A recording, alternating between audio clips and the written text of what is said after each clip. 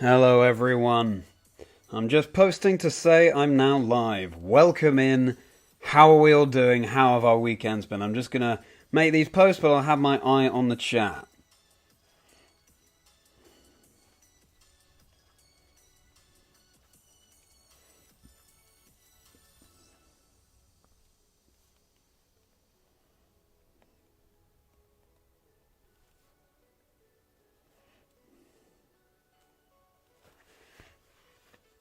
Thank you, Geek of all things. Thank you for the luck. Yeah, let's hope we can end Safari Week on a high. It's certainly been a roller coaster with no no shinies as of yet. Maybe we'll get two tonight. Who knows? Hello, Wormseye. Good evening to you as well, sir. Thank you very much indeed. Thank you. Hello, Luke. Good to see you. Wonderful to see you all here in the chat. We'll be getting going very shortly as I just publicise the fact that I'm live.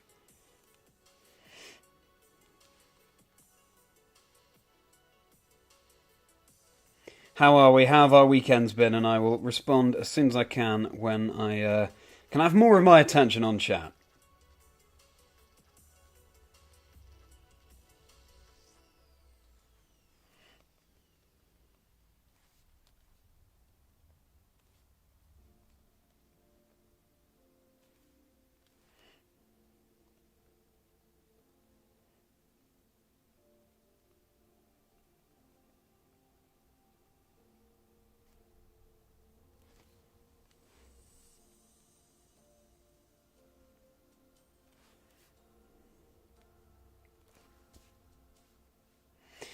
Have we just been watching England in the football? Because what's the latest? I actually missed the end of the game because I was getting ready to stream. So, what's the latest going on there? My hopes are not high, but you know, I would be very open to being pleasantly surprised.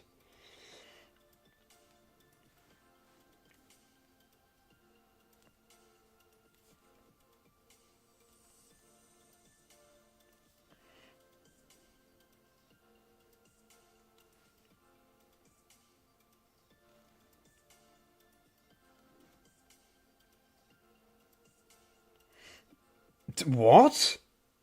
2-1? Oh my goodness. 1-0 down with a minute. No, I know they were 1-0 down. That's unbelievable. How did.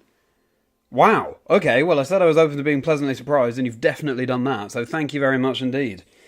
Okay, sure. Well. That's exciting and surprising. 2-1. Wow. Really are. England being a cat with 9 lives right now. Goodness.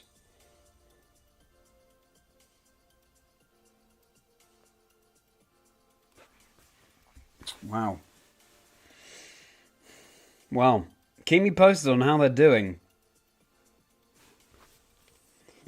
Great. Okay, and we're nearly there.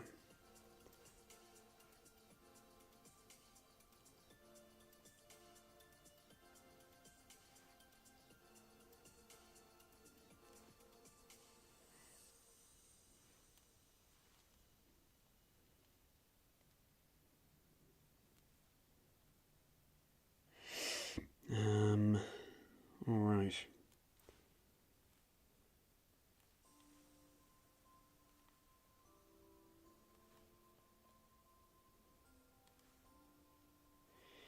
Okay. I think we're done with the self-posting.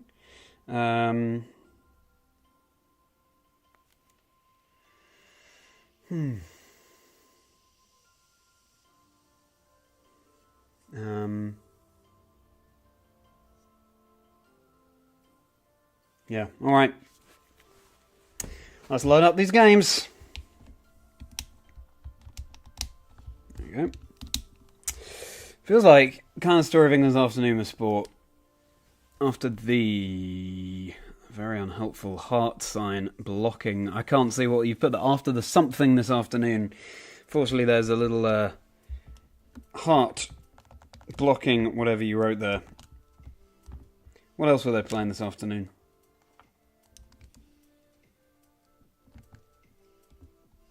Formula 1. Ah, there we go. Okay. I said, what happened in the Formula 1? I'm actually not aware. And welcome. Hello, everyone. Thank you for being here.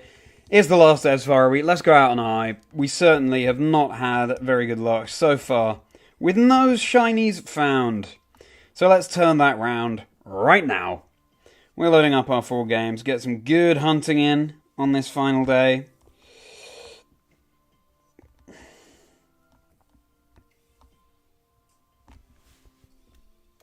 Hello, Casey! I have not got a shiny. And it's the final day of Safari Week, so... surely it'll be poetry if we end the week on a shiny. But anyway, very good to see you, Casey, as always. Just get to the right area.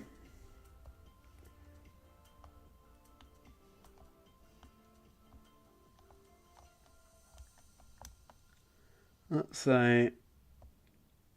what do you mean by that? Worm's Eye handbags, 20 paces. Yeah, I can't believe I've just learned, Casey, that England are somehow now 2-1 up after being 1-0 down for so long. Incredible. So this determines whether we stay in the Euros or not. The top 2 crash. Oh, I see. Thank you for explaining about the Formula 1 there. Worm's Eye, wow.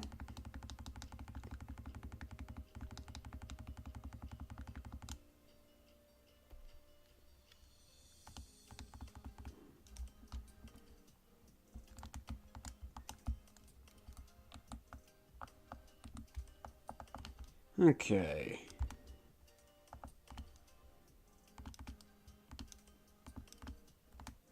Great. So,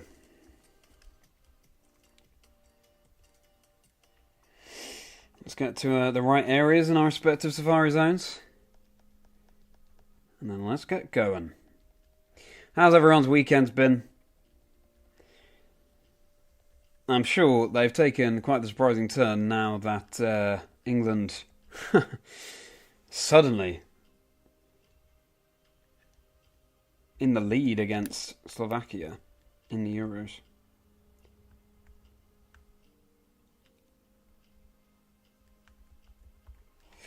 Right.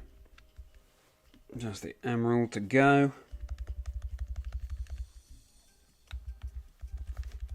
I've had a very busy weekend. I was in London yesterday, went out for lunch with my girlfriend. I had a tarot reading as well.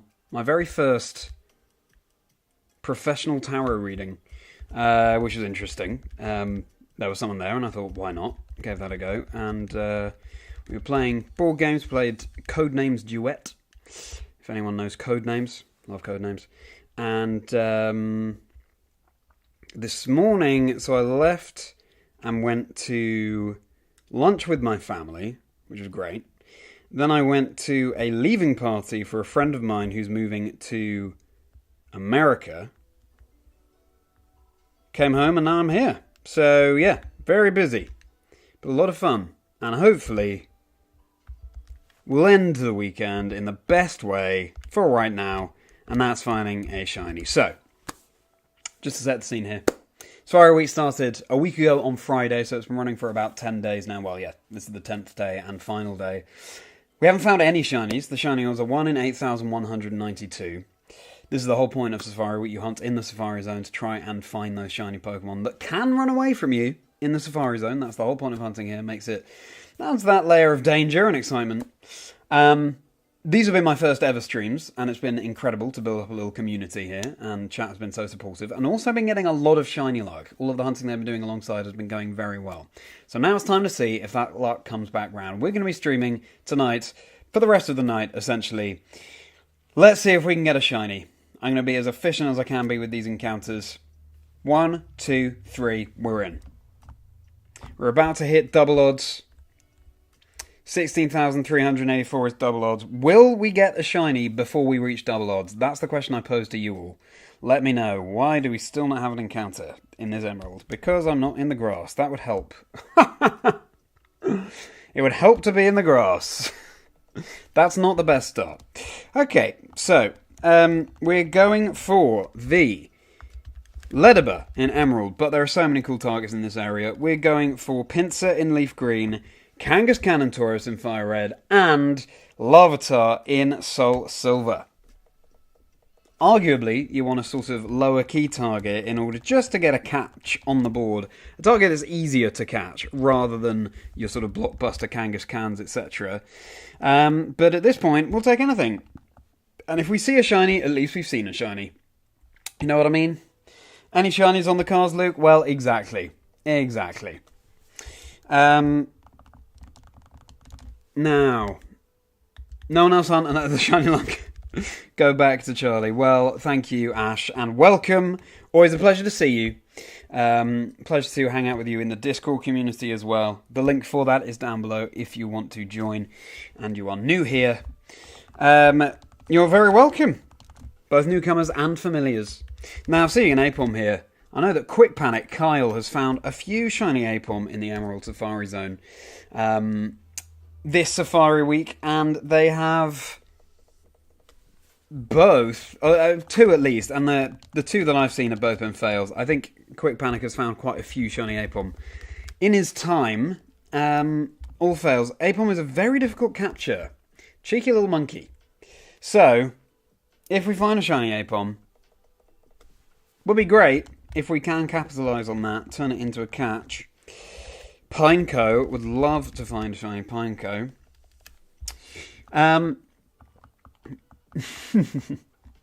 Exactly, absorbing that shiny luck, everybody. How has everyone's hunting been this weekend, if that's what we've been doing? / what have we been doing this weekend? Welcome, everyone. Thank you so much for being here for the last day of Safari Week. I am Charlie Merriman, merry by name, merry by nature, and I'm going to be even merrier if we find a shiny tonight for the last day in this zone where Pokemon can run away from us. As you'll have noticed, I'm doing 3 Generation 3 hunts this Safari Week and 1 Generation 4, because Johto, of course, has a Safari Zone in Heart Gold, Soul Silver, which it did not have in the original Gold and Silver.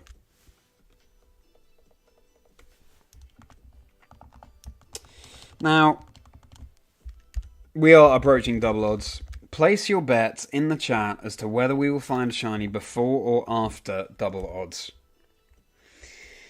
Personally, I'm going to go with before. I believe we will find a shiny before hitting double odds. Oh, did some more hunting while watching White Chick last night. Nice. Been a while since I've even heard the name of that film, Casey. Hope you had a great time.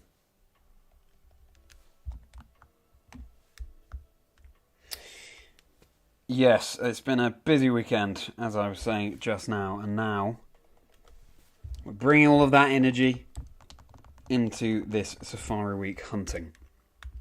I've got a question for you all. Pick any sort of big name, familiar, famous person. What other job could they do based on how they look? This is something I was talking to my girlfriend about. For example, Tom Hiddleston, actor, perhaps could work in a management consultancy. I could see Zendaya, someone perhaps working in a frozen yogurt shop, maybe. What vibes do you get from various well-known people? Kate Blanchett could be a yoga instructor. You know. Try to redefine these people that we know so well. So, bang on odds at the latest, Ash. Okay, bang on double odds, I assume you mean. That's very much what we're dealing with here. That would be interesting. Keanu Reeves gives author vibes. Yeah, good shout, Ash. I really like that. Harry Kane looks like a weatherman. Really interesting. Yeah, I can see it. I can see Harry Kane presenting the weather. Yeah, it is nice to go back and watch a good old comedy, as you say, Casey.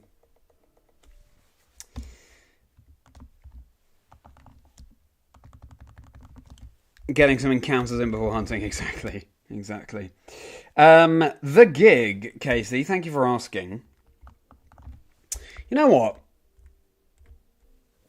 They were great. They are very talented musicians, the Cat Empire. I found that live, their songs started to all sound quite similar, and for that reason, I think I actually prefer listening to this band on record to seeing them live.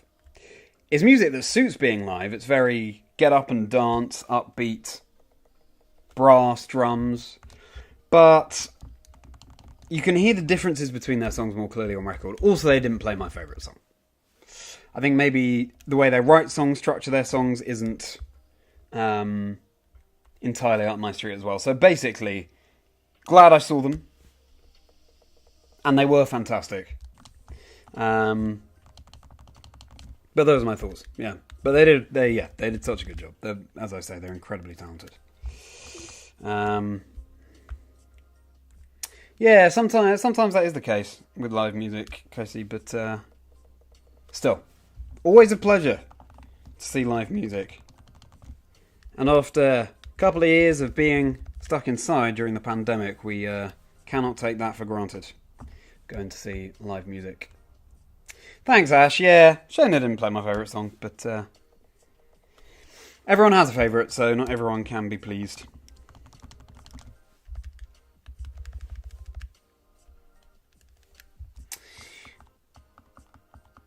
Thank you, Casey. Yes, I did have a good time. Thanks very much. Yeah. You know when you start to doubt the existence of shinies? They're so rare, and when you've gone so long without seeing one, you can start to question whether they're in there at all, you know? However, I have been having thoughts about what to stream after Safari Week. Do I have much experience with the card game? I don't, Casey. I don't. I did watch the NAIC Trading Card Game Masters Finals. And that was really interesting. And the casters did a really good job of making it accessible. Something it's a growing interest, growing knowledge. But I haven't had any sort of targeted time getting to know the TCG of Pokemon. Yeah. Of course you pick up some things from hanging out with the casters of the other games as well.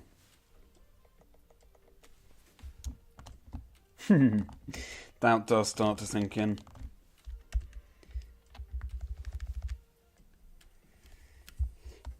But exactly, stay with it. Stay with it. That is the spirit, Casey. Yeah.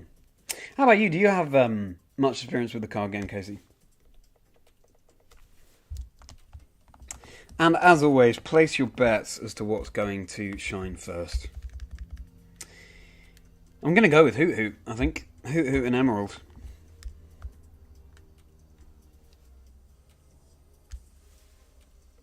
Played TCG back in the first 3 editions up to Team Rocket set. Blastoise Rain Dance set. Okay. Now, how does Rain Dance work in the TCG compared to the video game? Is it similar? Are water type moves boosted?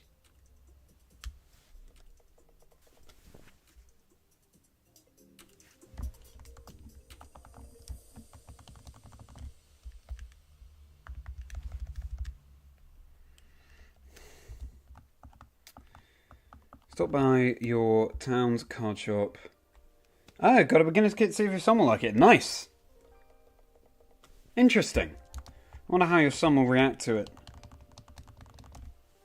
Also, I think, and this is definitely how I approach the trading card game when I was younger, it's just fun to collect them. And I never went deeper than that. I never sort of then learned how to play the game. If I were to, pick up Pokemon cards for the first time now, I would definitely be more into learning actually how they work in the game they've been made for.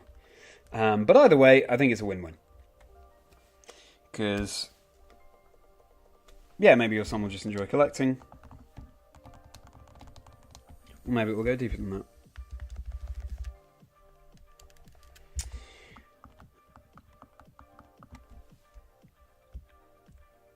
Okay. Play as many water energies once in a turn. Move them about. Interesting. Okay. So it was a draw heavy deck, then evolve into Blastoise and unload heavy attacks right away. I see. No, that was well explained.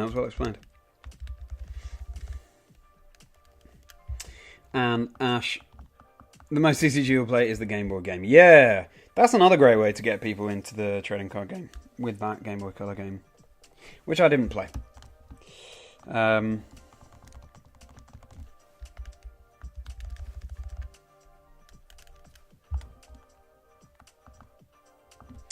So, yes, I've been having thoughts on what to stream after Safari Week. And I think what we're going to do is a Pokemon Silver Dream Team quest. So I'm thinking about my targets for that. And yeah, I mean, we'll see how things go. I want to start that as soon as I can, because it's a big old break before Worlds. So, may as well get in some good time with the Dream Team quest, which of course is likely to go on for a little while. And we'll see come the end of tonight's stream if we found a shiny. Because there could be the argument that we keep going with Safari Week even though it's over, just until we find a Safari shiny. Or we just move on to a Silver Dream Team quest. But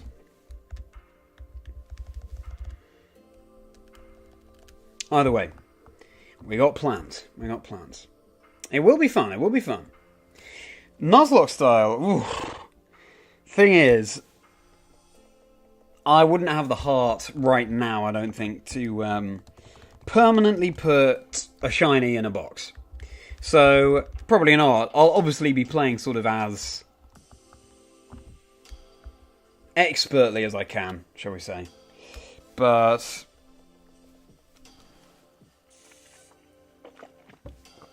going for full hardcore Nuzlocke, probably not quite to that extent. But yeah, I've been reflecting on the targets. I've got most of them down.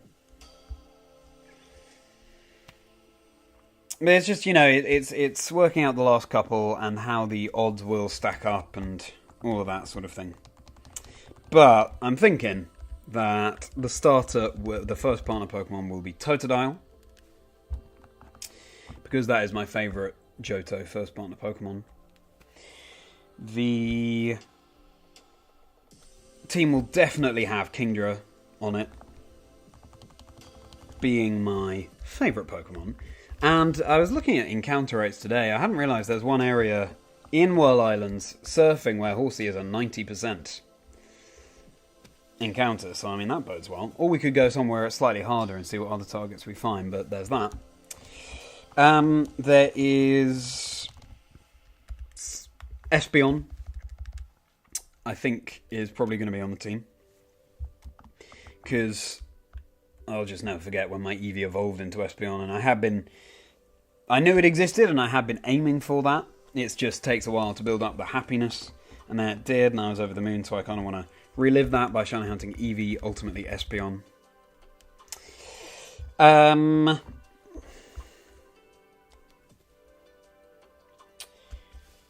then the other three, interesting. I'm thinking probably Pineco for Forretress, for one of them. I love bug types. Then the last two are interesting, because we could go for Skarmory, 5% encounter might take a while. I don't know whether that should be its own dedicated hunt. Or whether it should be part of the team. Now, going for Skarmory, you might find Fampi. Welcome in if you're just joining. Hello. Just talking about what I might be streaming after Safari Week, which I plan to make a Dream Team quest in the original Silver, so not Soul Silver, Casey. The original Silver. Yeah, exactly. You can't just box a shiny, or at least you'd be playing some different rules if you did. But yes, so thinking that the targets will be for Alligator, Kingdra, Espeon, Fortress, and then the final two. I'm still sort of toying with what those final two could be. Potentially Skarmory, potentially Xatu, potentially Piloswine, because Ice is my favourite type, and also the team currently is relatively electric weak. Potentially a grass type, Blossom, or Sunflora, something like that. Yeah. Various options. So it's just working out what speaks to me most, I guess. Thank you very much, Ash. Thank you. Yeah, I hope it will be a fun Dream Team. Now then, after that, of course, there are various Pokemon introduced in Generation 2 that you can only access in Kanto rather than Johto. But it would be fun to have the experience of playing through the early game of Gold and Silver with those Pokemon. So I sort of already have queued up the sort of sequel Dream Team quest, which I guess would be on Gold version, of playing through with, Houndour, Porygon 2,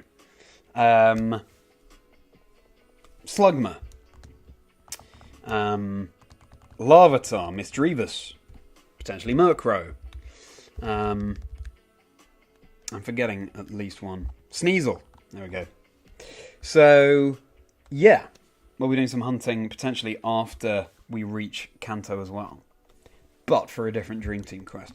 So, yeah. These are things I'm thinking about. I just need to tie down those final targets. There's also the question of sort of, sure, there's type diversity, but also you want to hunt your Dream Team, right? You don't need to worry too much about type diversity because you're just going for your favourites, as Cameron would say.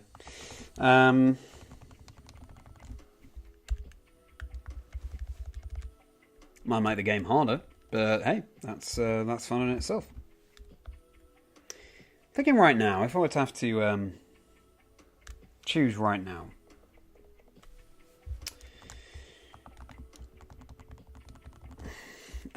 So, for Alligator, Kingdra, Espeon, Fortress. I think we will have a flyer, so either Skarmory or Xatu. 2 is probably, again, a bit electric weak. And then Piloswine, some Flora Blossom.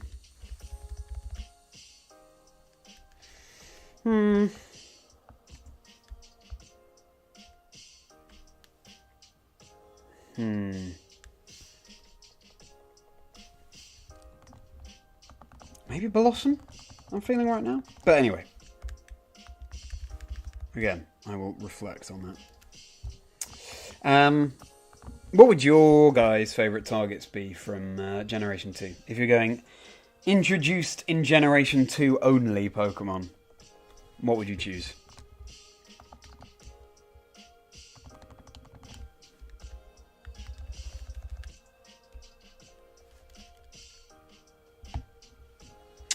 Alright, time to plug in this Silver SP.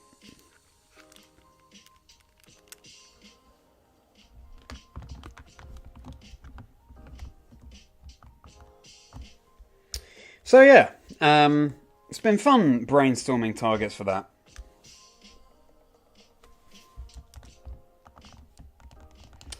And again, we'll see where we're at with Safari Week by the end of this stream, because if we still haven't found a shiny, we could keep going. Or we just shiny hunt in the Safari Zone more casually on the side while also starting the Silver Dream Team quest. Yeah, we'll see how it goes.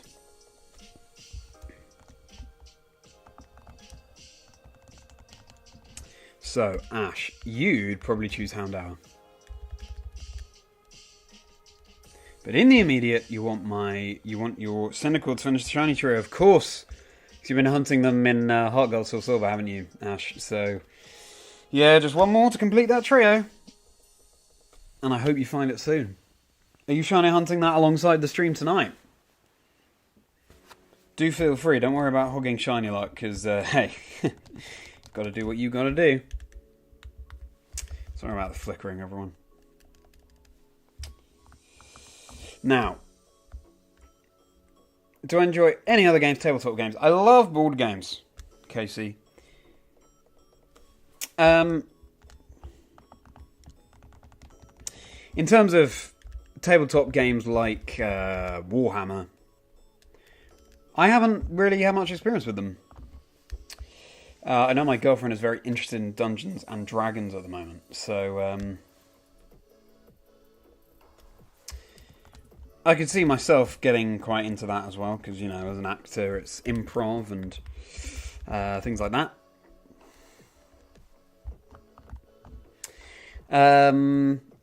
But yeah, certainly board games I'm very into. And all sorts. Name it, and I find it fun. So. You would probably hunt more Kanto, even in Johto. Yeah, it makes sense. There are some really cool ones there.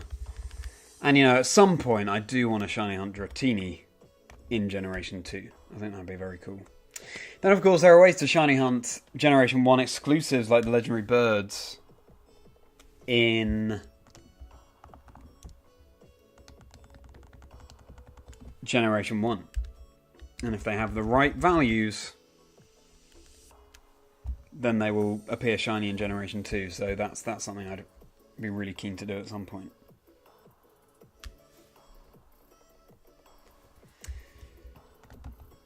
Well, the thing is, Casey, I would love Larvitar to be a target for the Dream Team quest, but you can only get it in Mount Silver. The very end of the game. In Gold and Silver. Because, of course, there's no Safari Zone in Gold and Silver, the originals. So, I would love to, and this is why I'm saying I want to shiny hunt some targets that you can't normally get early on in your Johto playthrough. To then transfer them to a new game, and then do a playthrough with those shiny Dream Team Quest targets. Like Larvitar, like Sneasel, like Mischievous, Houndour, Slugma, Murkrow, Pokemon like that. So yeah.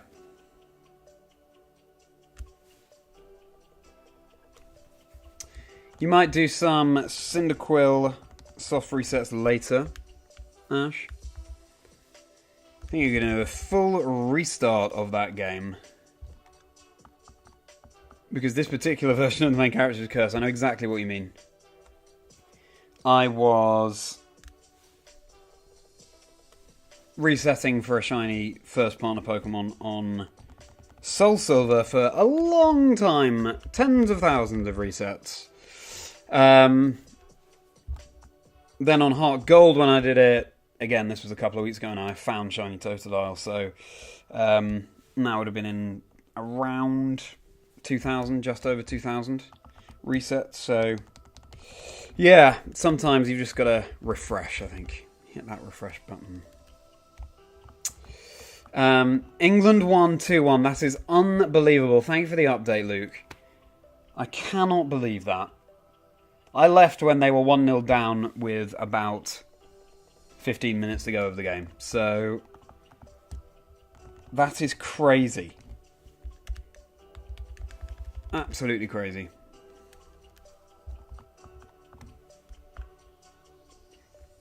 Wonder how we do next round. Do we know who we're... No, I guess we don't know yet who we're facing next round. But we'll keep an eye on that. Wow. Thank you for the update, Luke. I was just about to ask, actually, if anyone was had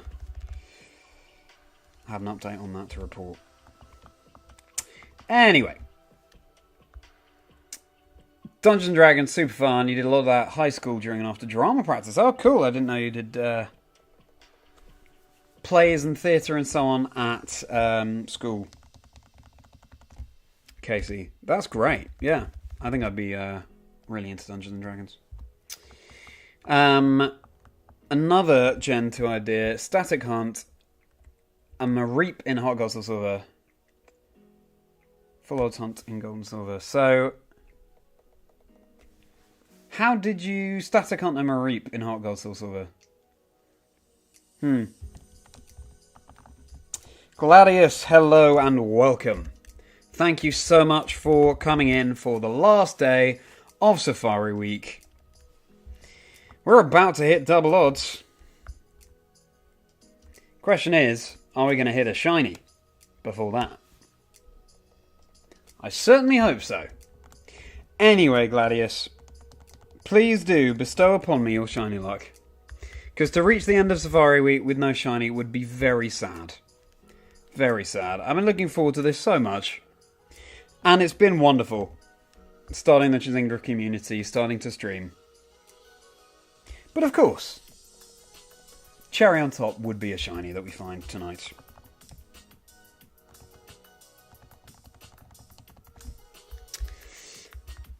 So, was it 16,384, I believe, is double odds. So let's see if we can find something before then. So, Switzerland is who we face next. Okay. Right. I don't really know how good individual teams are in football, but we'll have to see. If we can turn such a losing position into a winning one tonight, then you just never know.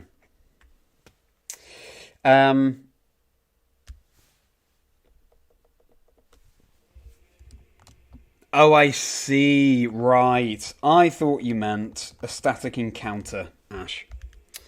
Static hunt, as in you save before the encounter and then shiny hunt from there.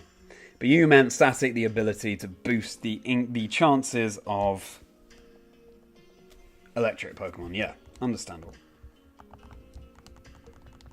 That makes more sense. I was thinking, where is there a Merri that is just chilling on the map? This makes more sense.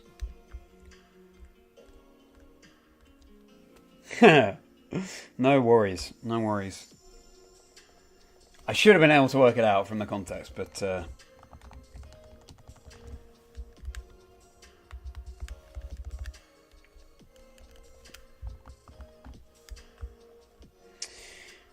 so then everyone, welcome in if you've just joined. We are nearly at double odds, by which I mean 50 encounters away from double odds. 50 or so. Let's see if we get a shiny before double odds or if we're going to surpass it. And if we find a shiny at all tonight. And indeed this Safari Week.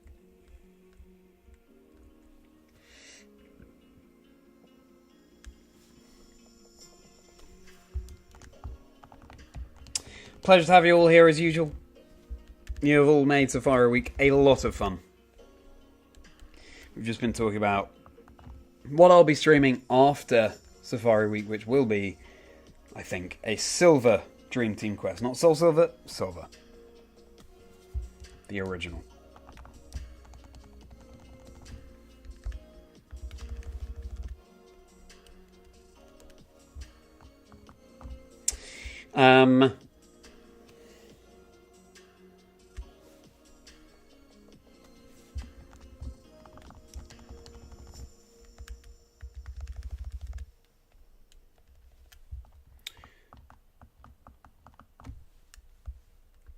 How has everyone's weekend been?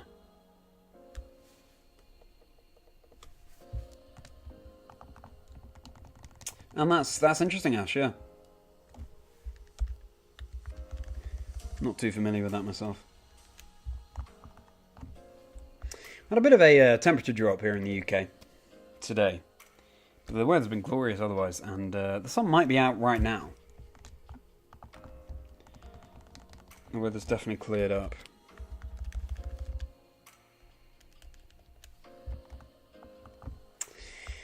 And I asked this question earlier. Hello and welcome. If you're just joining, you're just in time for a little question to mull on. Famous people, if you had to imagine them doing other jobs, what would they be? So the example I gave, you could see Tom Hiddleston as maybe a management consultant. Maybe Kate Blanchett as a yoga instructor. We had Casey suggesting Harry Kane could be a weatherman. And I have to remind myself what the other one was, because it was great.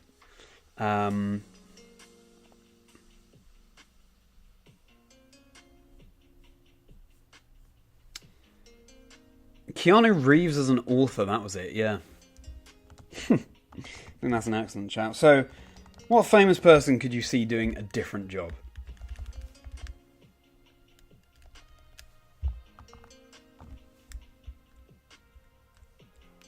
What others could there be?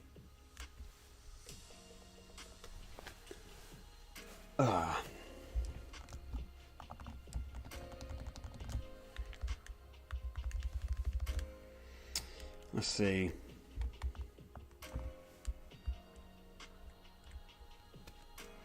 I could see Christopher Walken as a used car salesman.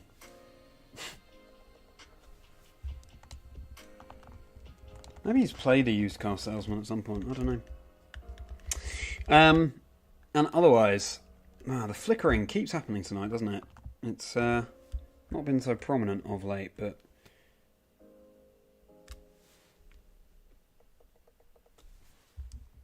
I just need to be more delicate.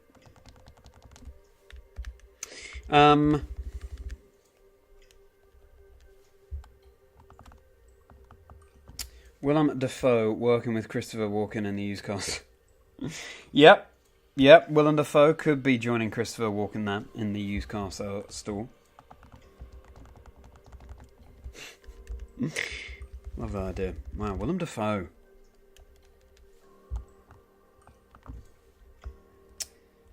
I haven't seen him in anything recently. That's double odds, everyone. We are officially more than 2 times over odds. Yes! Let's go. At least we can say for sure that we've had a hunt that's gone on this long. That in itself is an achievement, as you've kind of been saying, Ash.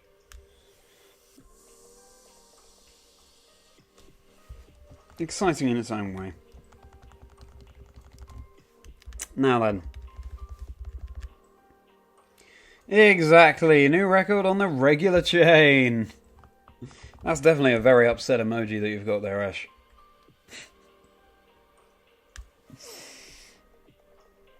But hey, as we've been saying, you guys are certainly easing the pain. What is everyone's favourite steel type Pokemon?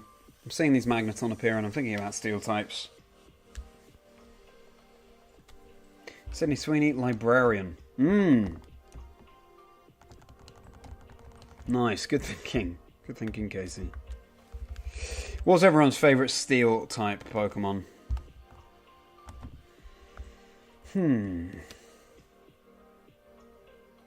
My favourite steel type. Ooh, Bastiodon is up there for me. I'm a big fan of Shieldon and Bastiodon.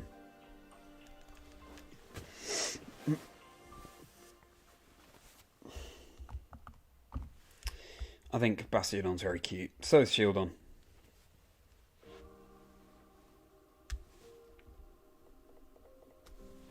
Oh yeah. Professional skateboarder Tom Holland. Good shout. Good shout, Casey. What else can I see for Tom Holland? Like, I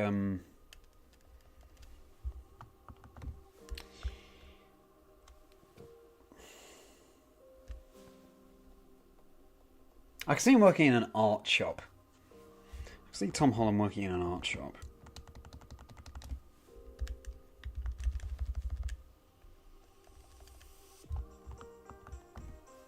got a chilled out, obviously creative vibe.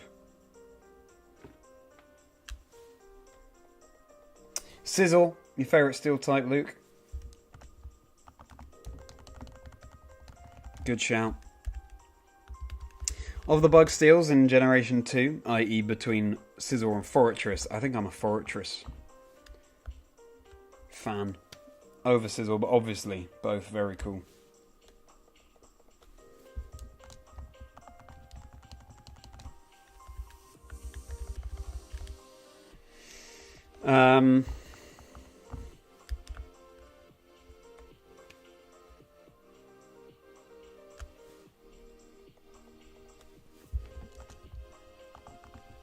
It's quite hard to think of steel types off the top of the head, actually.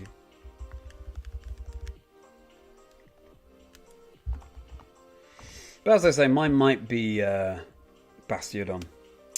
Sizzle, Steelix. Yeah, Steelix is cool. You really love Corviknight too. Aegislash, yeah, great option there, Wormzone. Very cool Pokemon. I think I saw that the Generation 6 plush have been released elsewhere in the world. And Aegislash sold out very quickly. I think Trevenant did as well.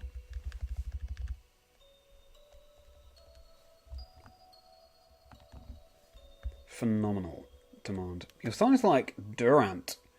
Oh yeah! I know what you mean about Durant. It's an interesting Pokemon.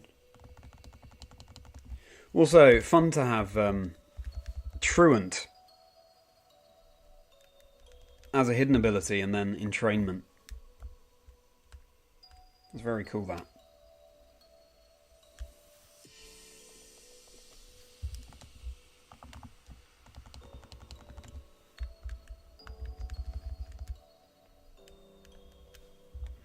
Hello, Jack. Welcome. Thank you for joining this Sunday evening.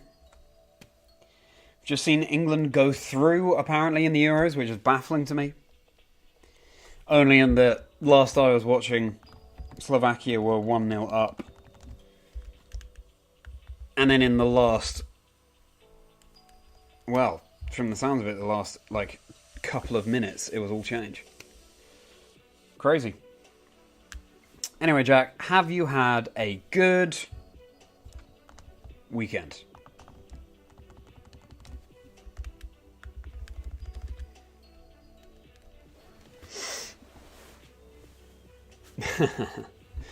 England winning football. Well, yeah, hey. There we go.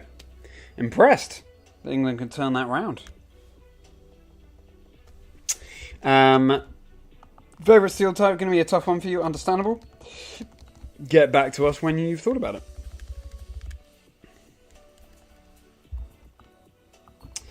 And I believe you had a day off work yesterday, Jack. But what about today? Were you day off or did you go in?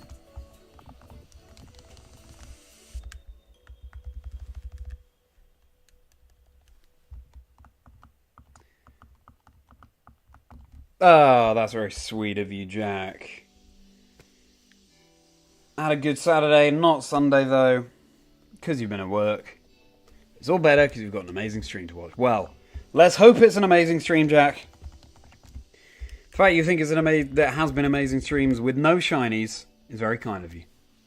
I appreciate it very much, thank you. Thank you for being such a stalwart supporter. And Jack, we were just talking about what I'll be moving on to streaming after Safari Week. Obviously, there's the potential to keep streaming this coming week in the Safari Zone until we get some kind of shiny. But either way, the next thing to do will be a Silver Dream Team quest. So not Soul Silver, but the original Silver. And I'm hatching my targets right now. I've got quite a few of them down. But just need to work out the others. I still have my childhood copy of Silver. Had the battery replaced recently so it can save again. Which is very exciting, so I'm looking forward to that very much. And as you know, I love Generation 2.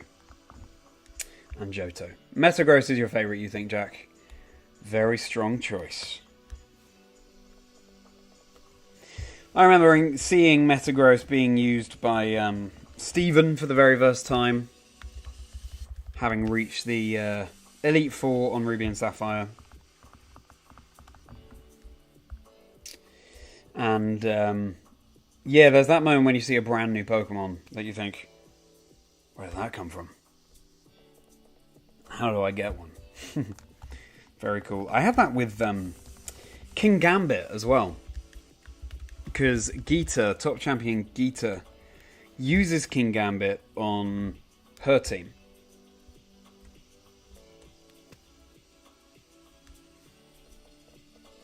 And yeah, I saw it and think, okay, well that clearly evolves from Bisharp.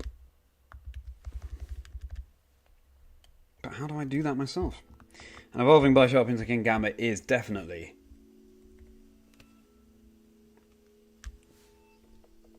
an adventure. If ZA has competitive, maybe you'll run Mega Metagross. Very cool. Very cool.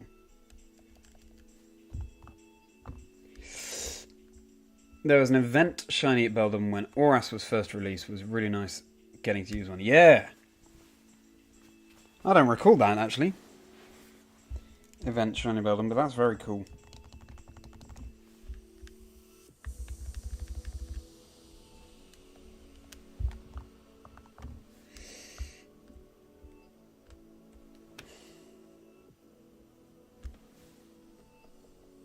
Let's hope that once we do find a shiny, it opens the floodgates. Could happen. We're due 2 shinies now.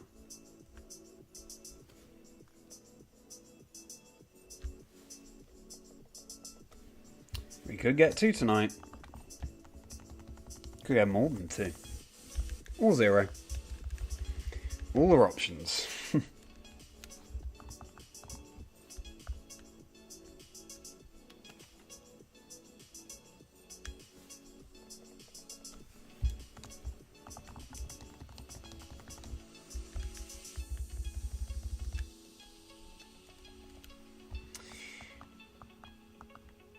Gen 6, you enjoyed Omega Ruby, Alpha Sapphire. Potentially more than X and Y, Jack. Interesting. Well, sometimes we're just after that nostalgia. That trip down memory lane, aren't we? Although, would you have played Ruby and Sapphire when they first came out? Maybe not. Maybe that would have been before your time.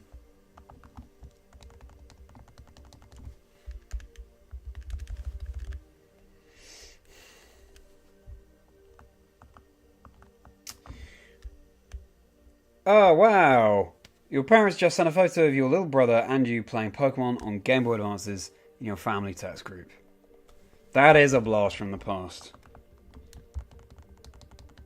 That's very cool, Casey. What a brilliant thing to see again. Which games would you have been playing there, Casey?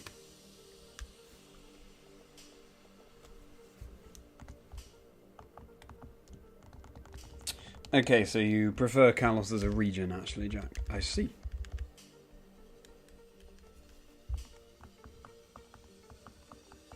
You were born during Gen 3. Wow, that's so interesting to hear. As someone who's been there since the days of Generation 1.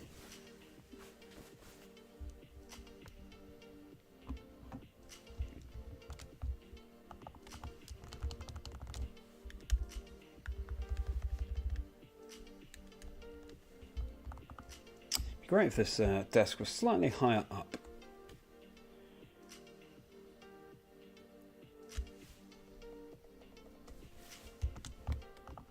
Looking down is maybe I'll have to find something heading forward to prop the Game Boys on. Although I really need a better chair for this. I need a better better back support, but we're working with what we've got.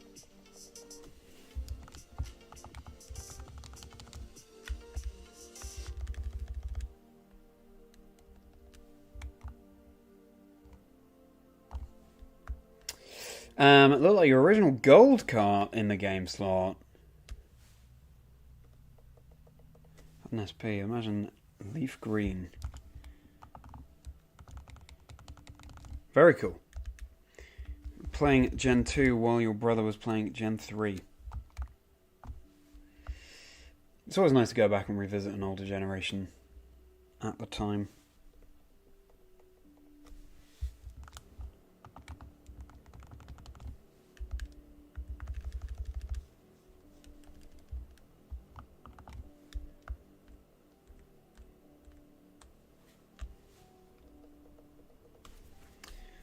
So,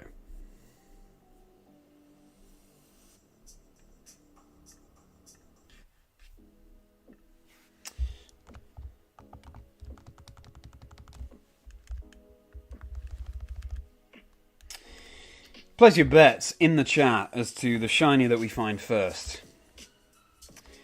I am saying it's going to be Hoot Hoot in Emerald.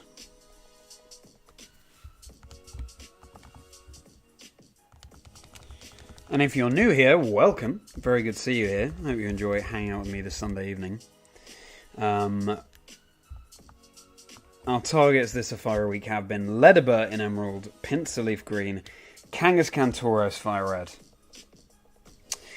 and Larvitar in Soul Silver. We still haven't found a single shiny this Safari week, unless I've missed one, which I highly doubt. It would be very, very sad if I had. But we are now more than 2 times over odds. Let's see if we can end Safari Week with a shiny. Please, please. So, let's go back to a Lola. Nice. Yeah. Well, this is the thing that's so exciting about Pokemon. That option is open to you at any point you so choose, Jack. You can start a new game in the Lola whenever you want. Sometimes we just have that craving to revisit an older generation.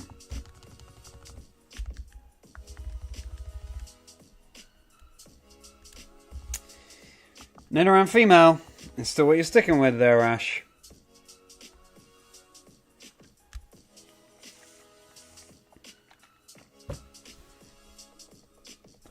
And you've got a sweet scent Pokemon. Nice.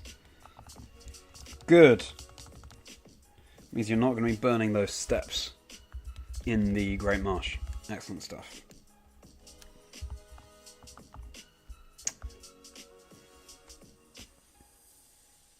Yeah, let's hope I end Safari Week with a bang. Thing is, the games obviously don't know it's the last day of Safari Week, so they're just going to keep doing their thing. Having said that, can you imagine if we got a shiny Kangaskhan tonight? Or a shiny Pinsir? Or a shiny Chansey just as a Chansey comes across the screen? And then we caught it. Oh! That'd be huge. A quick 3. That's bold, Casey. A quick 3. Not sure it'll be quite that lucky, but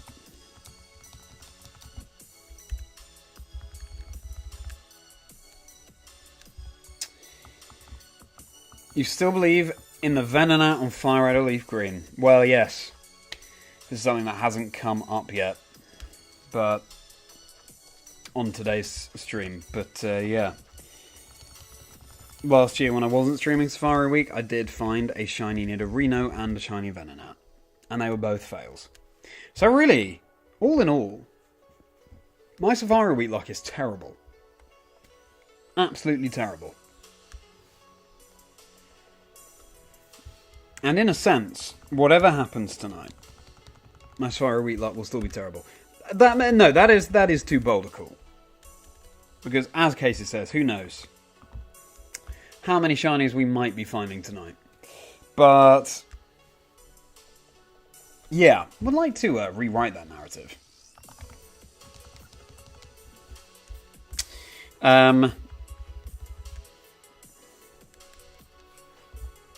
So, you can't do Safari Week, your shiny luck is too bad for that. Let's face it, Jack, shiny luck isn't a thing. It's all entirely random.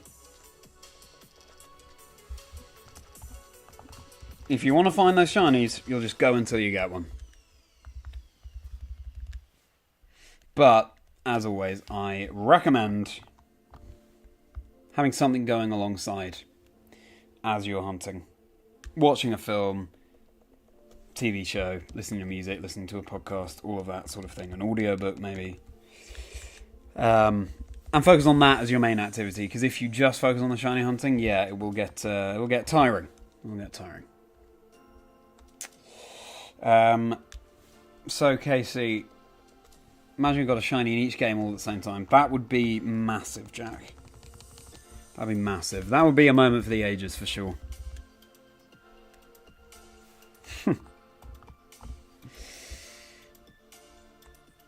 That'd be, wow, insane. Nidorino and Venonat appearing in Leaf Green and Fire Red there. The two I was just talking about that were fails last year. See if that changes. Sorry about the flickering screen, guys. I feel like the screen calmed down recently, but now it's really going back and forth. So I'm going to keep an eye on that. So, KC. Failed a shiny Chansey and Violet when training a Pokemon for the Elite Four. You didn't realise it was shiny, so you knocked it out. That is very interesting, Casey. Because shiny Chansey is quite different from regular Chansey. So were you just sort of absent-mindedly doing it? Maybe you were focused too much on whatever else you were doing alongside? How did that come to pass? A lot of experience points, though, so there's that at least. If it makes you feel better, Jack, you knocked out 5 shiny Mousehold Rays during that event. Oh, wow. So how do you know that you knocked them out if you didn't know they were shiny, Jack? That's my question to you. Also, do you mean Mousehold Raids or Outbreaks? Yeah, very subtle shiny. And I guess you'll mean Tandemaus because you can't find... Oh, that was so stupid. Just wasted steps going back on myself. You can't find Mousehold in the wild, so I guess you mean Tandemaus there. But, unless it was Mousehold Terra Raid Den. I do at one point want to...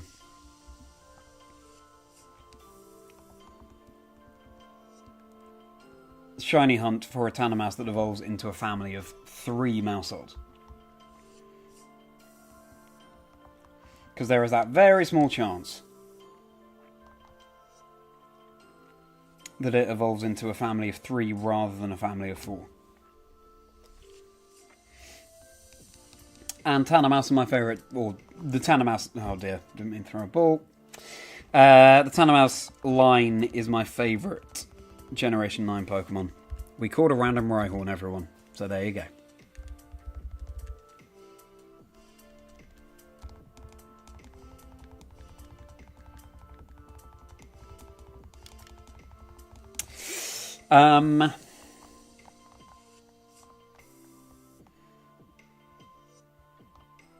Yeah, that's going to be a fun hunt whenever I can do that and stream from my Switch. Right, let's get Illuminate back to the front, boost the encounter rate, play the White Flute, boost the encounter rate even further. And let's bear in mind, I've been doing Safari Week with all these aids, the White Flute and Illuminate, and still not found a shiny. At least in the Generation 3 games, that's what I've been doing. Crazy.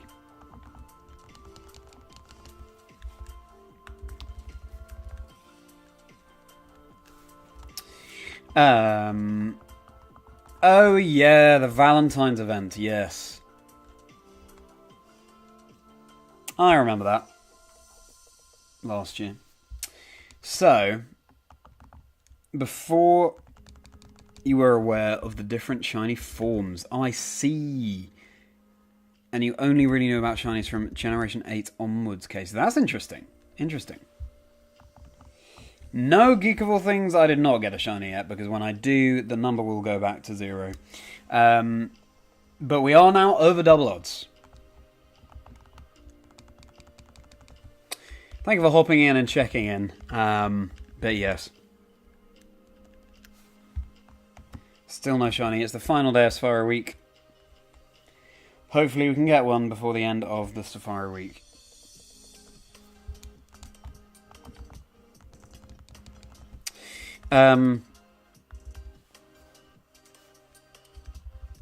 That's understandable, having a large gap in your Pokemon playing career, Casey. I think a lot of us have experienced the same.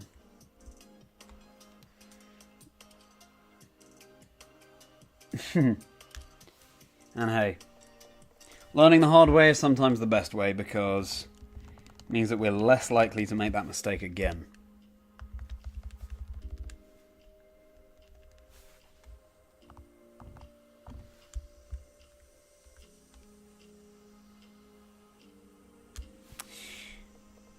Here's a question.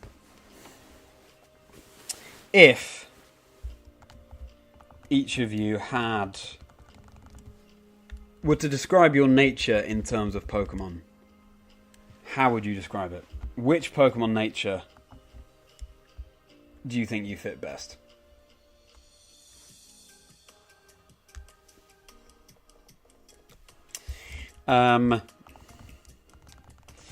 What are your options? Adamant, modest, naive, brave, lonely, timid, jolly, careful, relaxed, sassy. Oh, I thought that Nidoran female there might have been shiny. Because we are now at the point of Safari Week where I'm starting to kid myself. Anyway, which Pokemon nature describes your own best? Quiet, that's another one.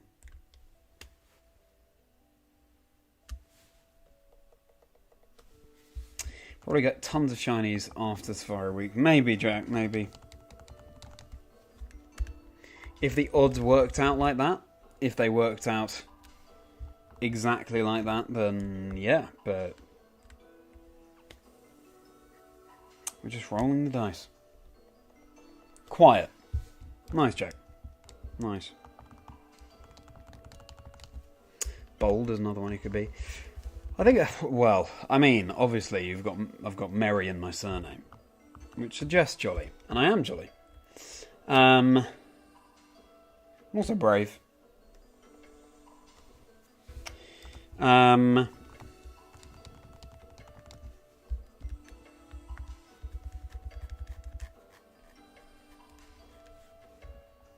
Maybe modest, Ash. Okay. Interesting. So Ash, you've got boosted special attack.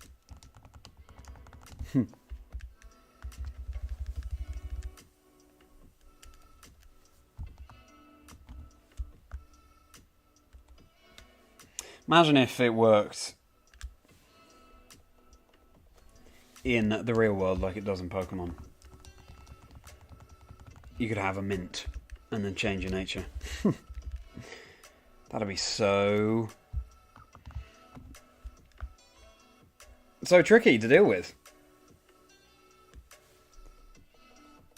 That was 16,666. So many sixes there. Yeah, have a pack of mints and your nature's changing all the time.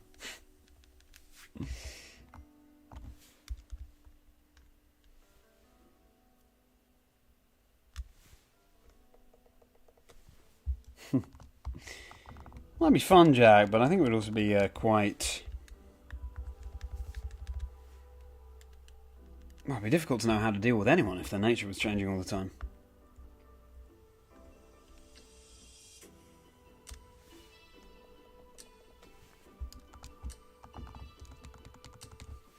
Thing is, as well, now we're 2 times over odds, it's always best to shiny hunt, I think, when you have no expectations.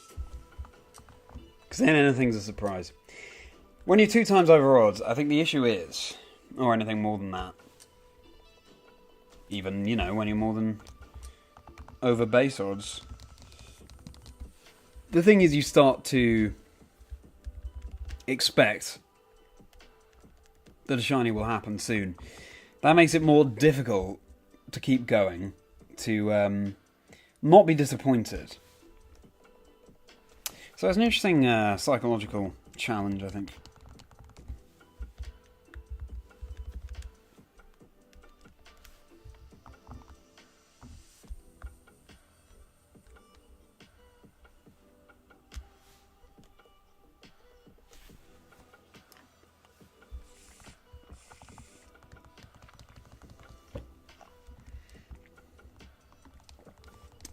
Also, you've got to bear in mind the insane luck that the Chazingdra community has been having this past week. With Gladius finding 3 shinies in one night, so hey, happened for Gladius, it could happen for us. All on Fire Red, and then Leaf Green the next day getting a shiny Rhyhorn, all for Safari Week, and they were all captures.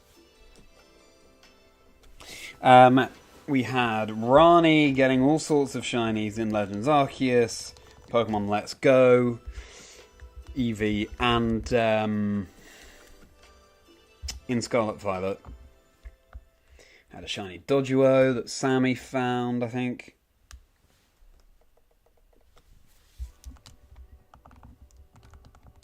Amazing.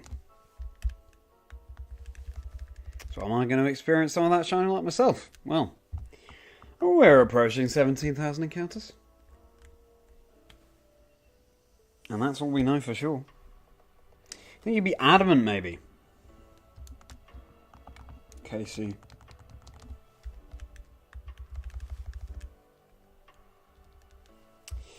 Because you feel like you're a very hands-on learner, having to physically do things to sharpen skills. Yeah, very good reasoning. Very good reasoning, Casey.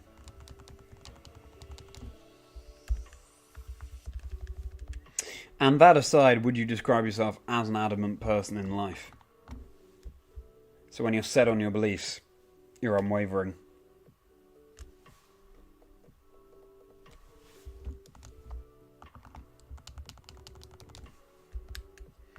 Can obviously be a good or bad thing, I guess. So, if not I, then you. Exactly. Exactly the shiny coming out from the community too. Which is good to see. Again, I genuinely mean it when I say at least someone's getting shinies, you know?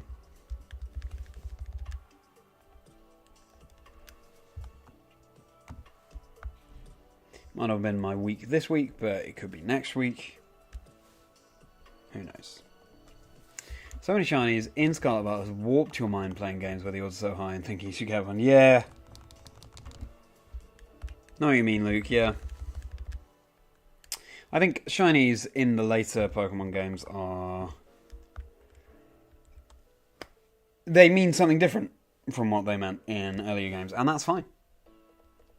It's fun in its own way. It's nice to know that, for example, if you're building a competitive team in Scarlet and Violet and you want certain shinies for your team, you can find one. There are ways of going about doing that and improving your odds drastically. It's good. It's good that that exists.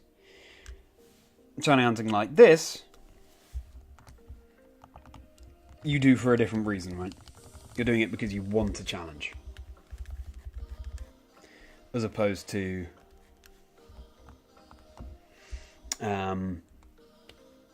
sort of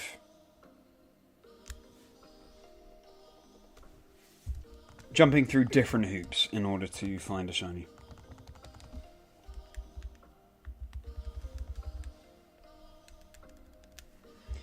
Because, of course, in Scarlet and Violet we can make sparkling power sandwiches, and that will mean finding Herba Mystica, which is its own difficulty. And, of course, there are no shiny sparkle sounds in Scarlet and Violet in the overworld, so you've got to keep your eyes peeled, especially for those shinies that are very, very similar colour.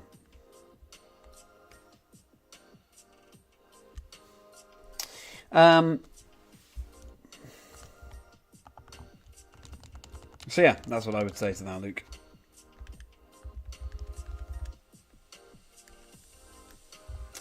For UKC. Sure, yeah. Makes sense. It's interesting to compare shiny hunting in the older games to the newer ones. It tends to be stubborn at times.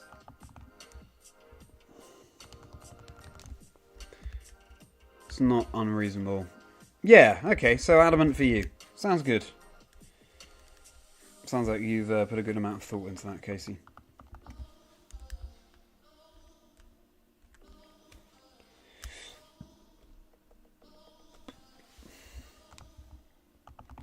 Ah, yes, the mightiest mark in the Pokemon raid. So,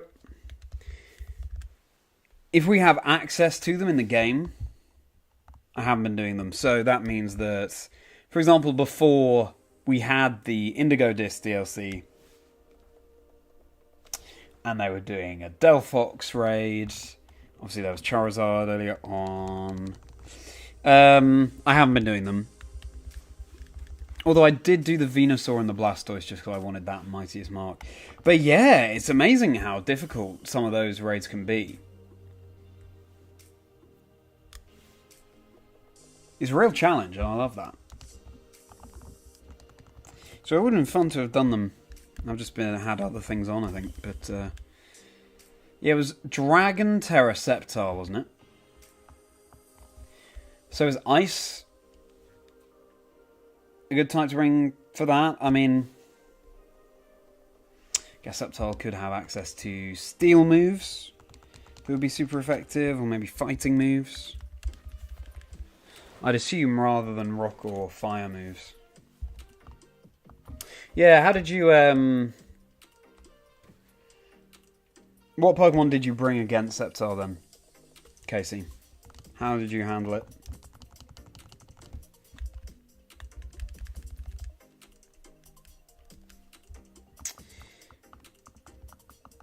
You missed about 2 or 3, Ash. Yeah, makes sense, makes sense. It's very cool how many Mightiest Mark Terra Raid events there are.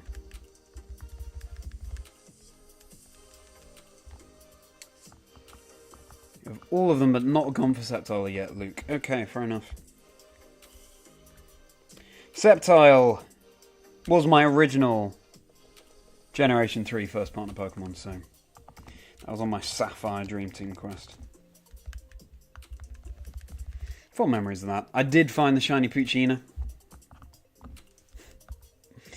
The uncatchable shiny Poochyena in the in that very first battle before I found the shiny Sceptile.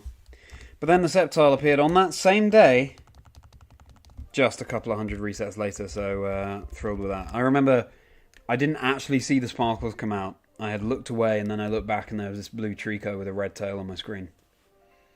So cool.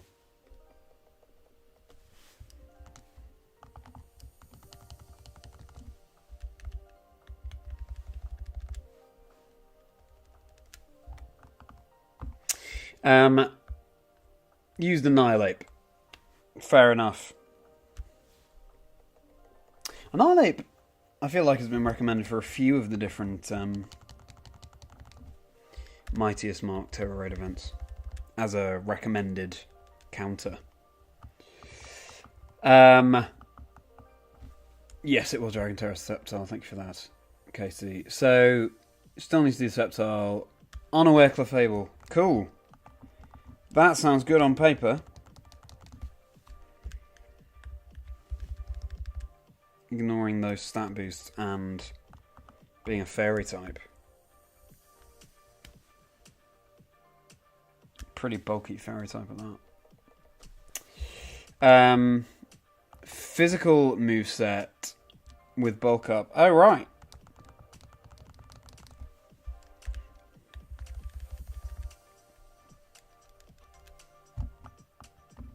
Interesting.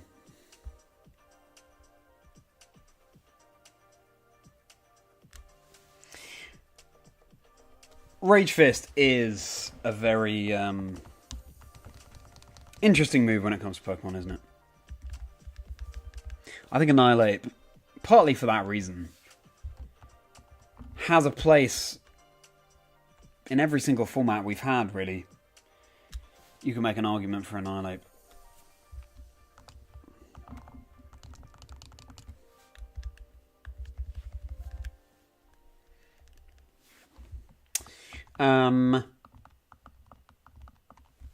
Annihilate opens Clefairy, most common solo picks that you've seen. Makes sense, Luke. Yeah! Lee does do some really good guides for the raids.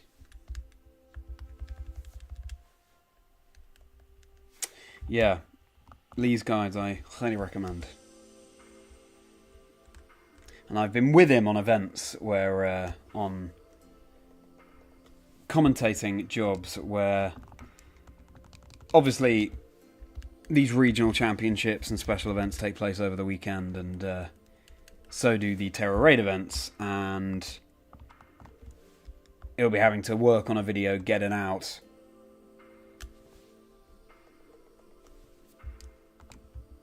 at the same time, you know? So he works very, very hard on them. And he does such a good job. Dragondar's not bulk up. Sure, okay.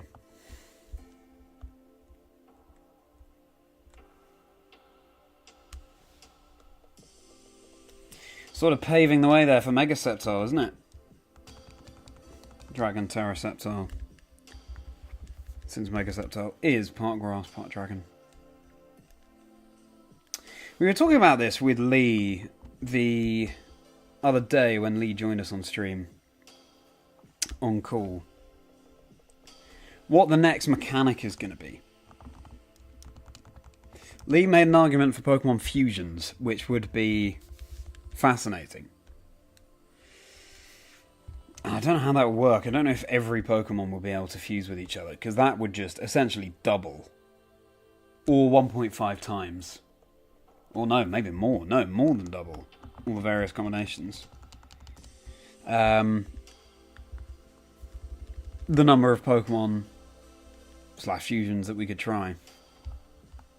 Can you imagine? I wonder how they make it work.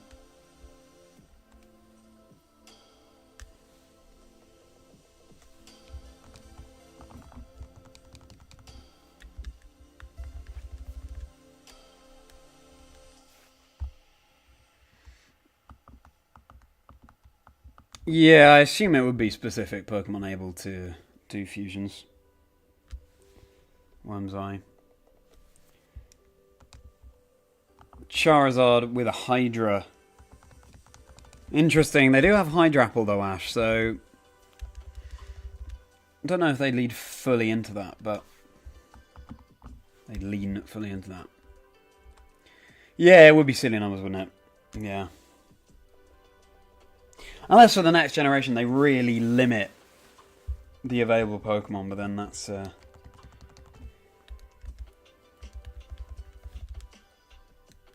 maybe that's less fun as well. Don't know. I'd be sad to see terrestrialization go, though. Gotta say.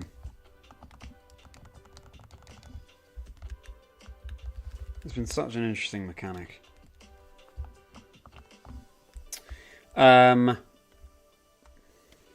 Two-headed special Charizard.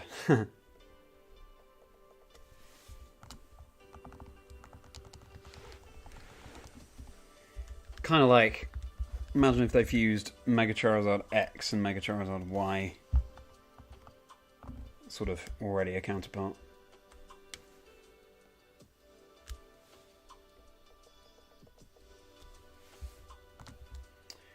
Outside of Megas, terrestrialization is your preferred. I'm playing through Y at the moment because I'd like to remind myself of some of the mega evolutions and forms.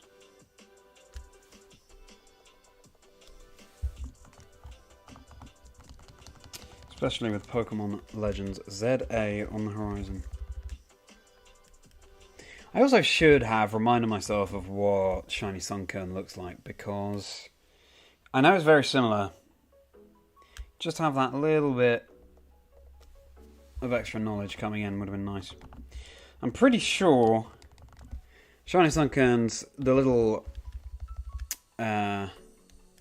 sapling coming out of its head, if we can call it that, is a lighter green, and its body is just ever so slightly darker.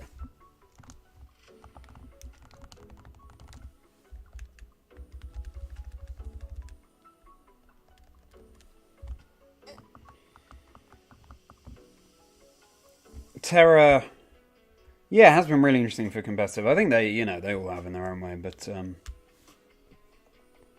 it does change very much how you approach a battle. The terrestrial phenomenon.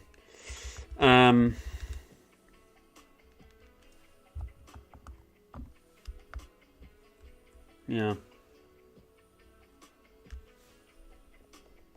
There's a couple of Pinsir found now in quick succession on the leaf green. Is that a sign of things to come? I'm calling Hoot Hoot in the emerald.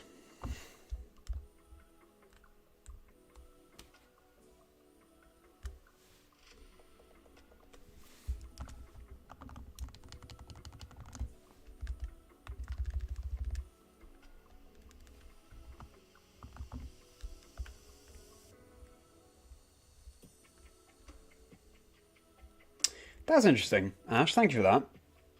Just the body of the Sunkern that changes. That's also quite worrying. Because I've mainly been looking at that little stalk on the top of his head. Have you looked up the Gen 3 sprite there, Ash?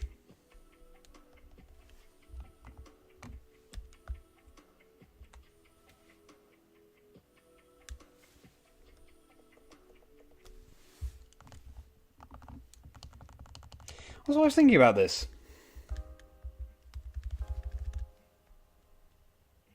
You have Gen 3 open there. Thank you for that, Ash.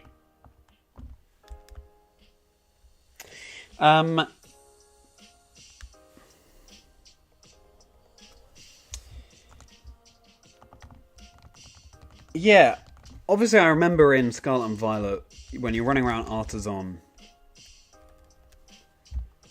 and you've got the Sunflora for that gym challenge.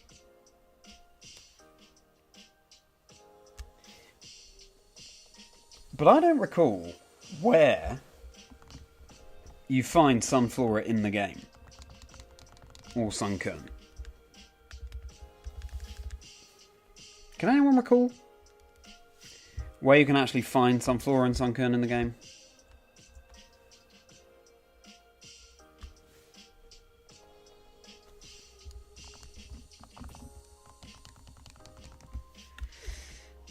Because I really...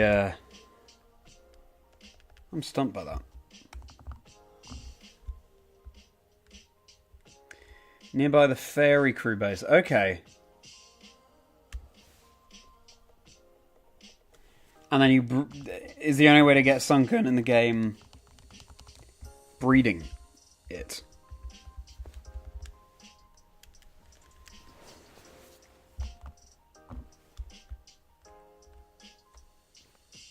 Southern area, Province 1 and 2.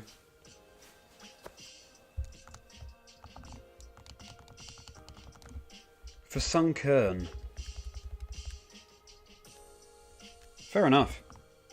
In all the time I've spent riding around Paldea, don't recall coming across a Sunkern.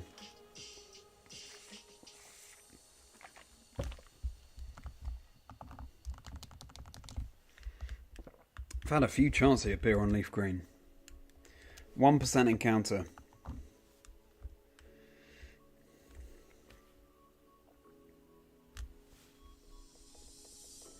If we do end the Safari Week on like a shiny Chansey, that'd be amazing.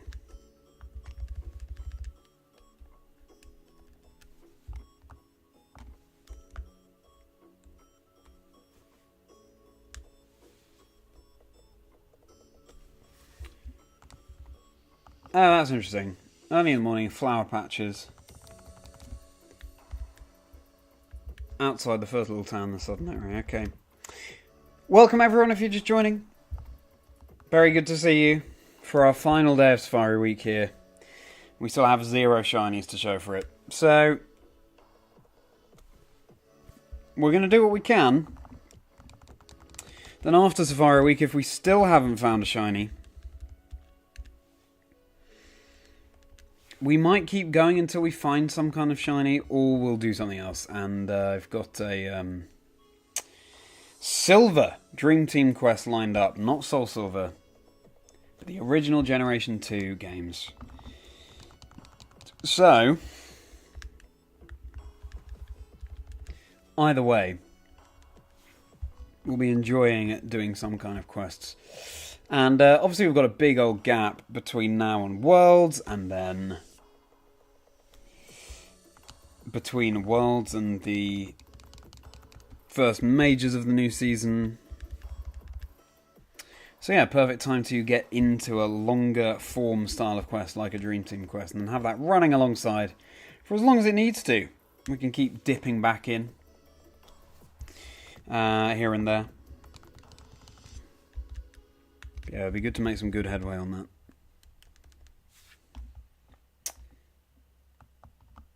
Yeah, the angle and glare on the silver, to be honest, when I do glance at the screen on any of them, can make me think it's shiny, but I am looking at them and as they appear to see if there are any stars, and I haven't seen them, so hopefully we haven't missed any. As I said the other day, what a nightmare it would be if, like, a couple of months from now, someone's just casually watching back through the live stream via videos on demand and spots a shiny that I didn't spot and then points it out to me.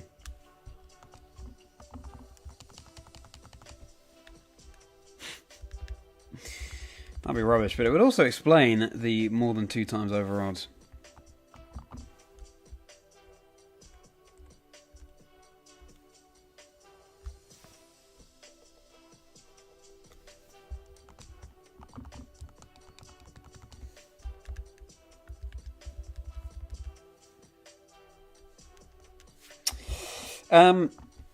Now then.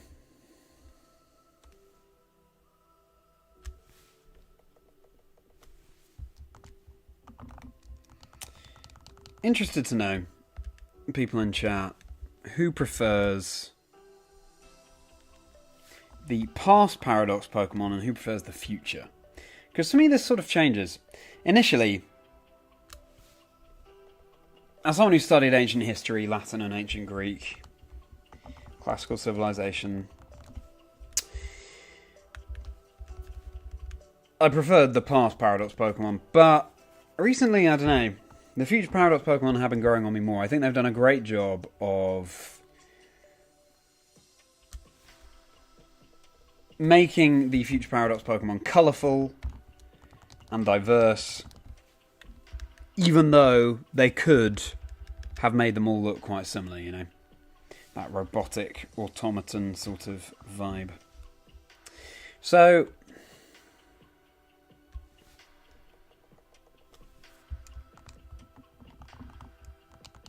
for now, I think I'm probably going to say the future Paradox Pokemon, actually, which is at odds with how I initially felt.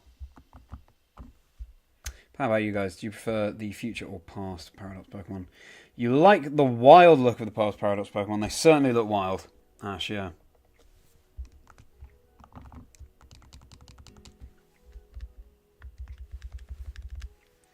Yeah, good call.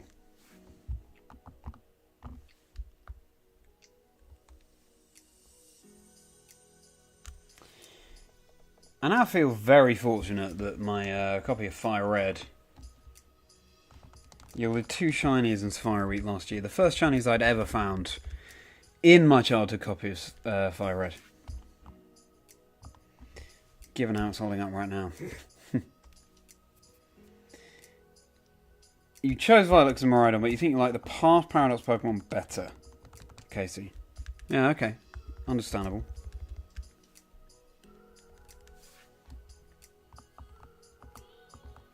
Like a mix, probably more favour the past Wormseye.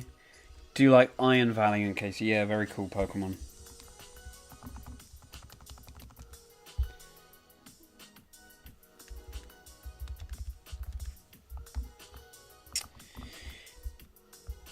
Great Tusk is very cool. Oh yeah, great shiny. Great shiny. They sort of... I like how they contrast with each other, because the shinies of the past Paradox Pokemon really go wild with their colours. Obviously based on their original forms as well. Future ones, they're more muted, the shiny versions. And that's cool in its own way too. I like how they've varied it up.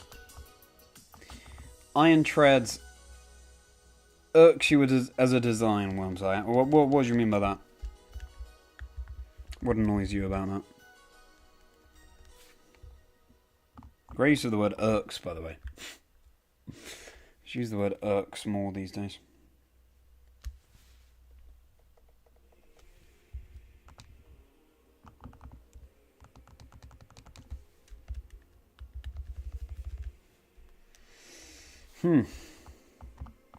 Raticate is also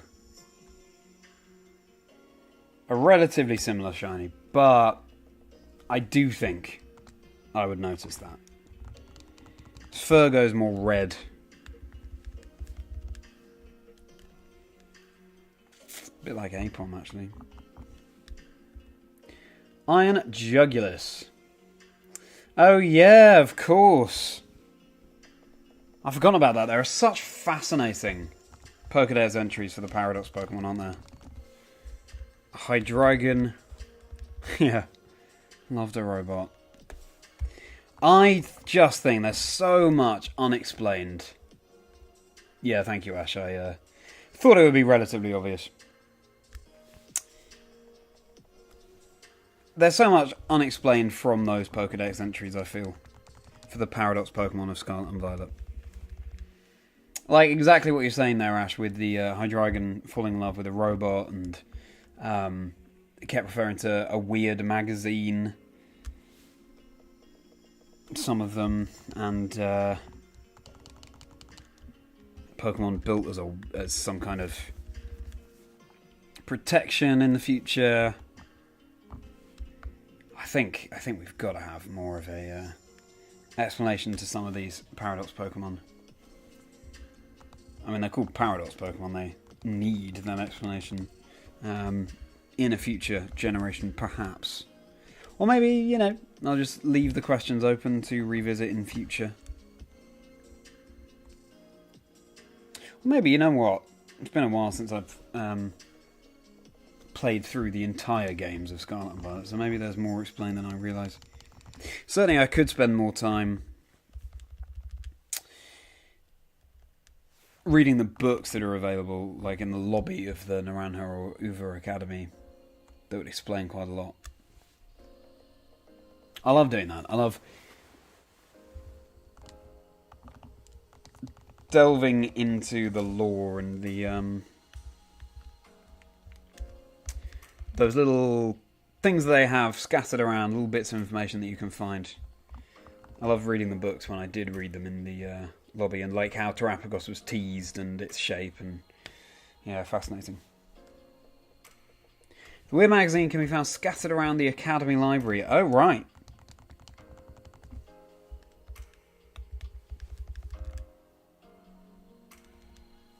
Yeah, no, that is ringing a bell, actually, Ash. Thank you for that. ZA will delve into some of those explanations. Maybe, I don't know. Maybe it will delve into some of those explanations, Casey, but... Or maybe they'll focus on new stuff for that new game.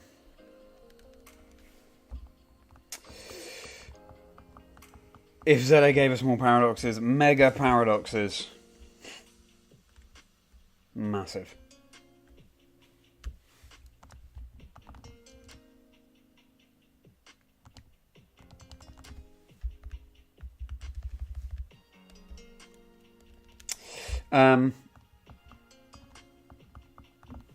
It feels like SV are going to be tied to Legend ZA with some of the storylines. Yeah, maybe. And the looks of some of the Pokemon as well. I think I'm behind on some encounters. Oh, we've broken 17,000, everyone. Without a shiny.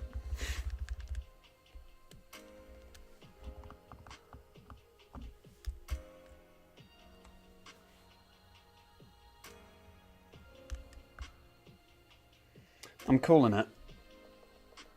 We are finding a shiny before we reach 17,100 encounters. Well, now you've said what you've said about Sunkern, Ash, I am worried that I've missed a shiny Sunkern. Also, though, I've seen so many of them at this point, I assume I'll be able to detect if one of them looked a bit different.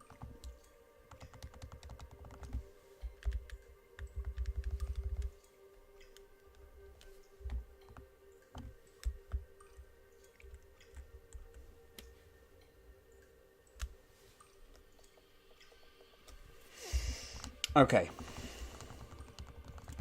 Let's see if we can find this shiny. Before 17,100. Maybe your carts don't have shiny Pokemon.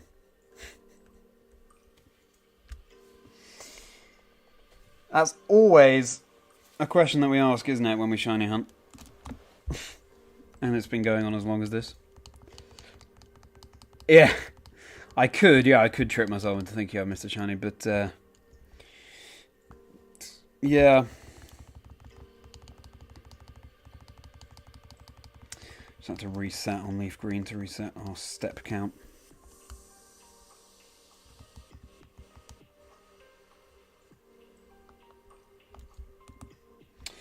Right.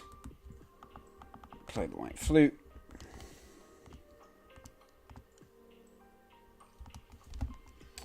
Run from these. Okay. Thank you for your belief, Casey. On that note, I'm just going to run to the bathroom. So I'll be right back.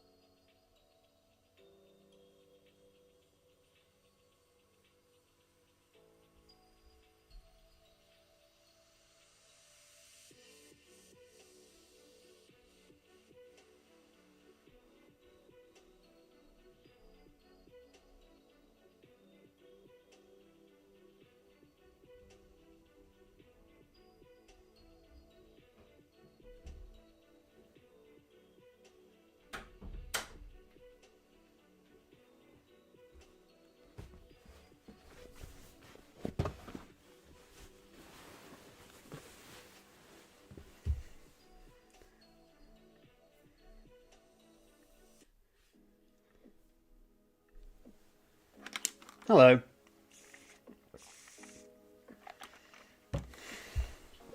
Let's start hunting on the beat. Let's go. Well, let's get one before 17,100, shall we?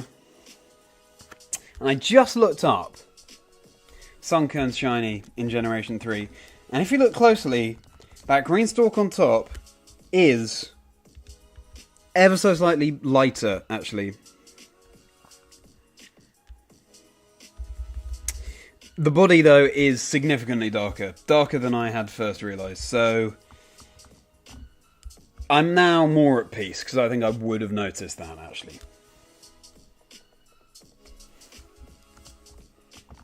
So, good to have that out the way in my mind. And I believe you're right. Well, I don't know if I believe you're right, but I can certainly see it being the case. Casey, that when one comes,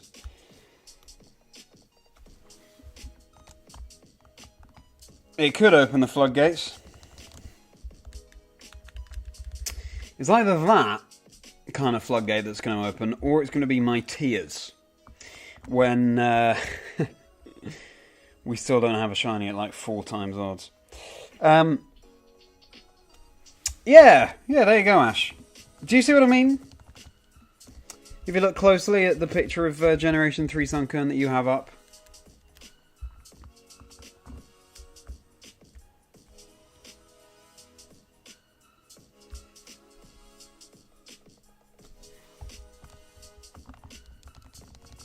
It might not even be that one that shines. What are the other similar looking shinies that we've got that appear? So Apom, that turns a sort of pink. Pineco is golden. Houndour is blue. Ledibur is yellow, I think. Sort of a golden. Oh, let me just check that. Let me just check Ledibur. Pretty sure it is. I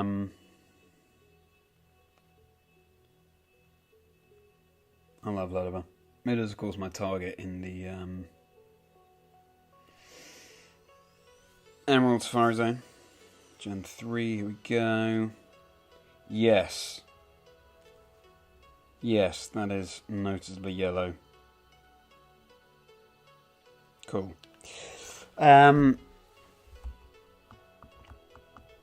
Leaf difference is very subtle, isn't it? Yeah, very cheeky.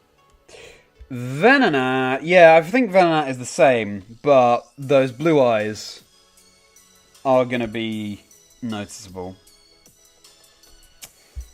I reckon, Ash. Now, other emerald targets, Miltank, that's completely different. That's like a light blue or mint green, I guess you could say. Pistachio, we could call it. Teddy Ursa is green. Hoot Hoot, that's yellow. Yeah, so Venonat eyes go blue. Nidorino is blue. Thinking about the fire red leaf green now. Kangaskhan. Kind of similar, but the body is lighter. Light enough that I think we'd notice. Pinsir, dark blue, totally different, that's fine. Chansey green, we'll notice that. Tauros green, we'll notice that. Parasect. I think that will be relatively noticeable. It goes a sort of darker red. Less vibrant red, more like a rust, I guess. I think we noticed that. Yeah, so Nidoran female then goes purple. So does Nidorina. I think we'll notice that.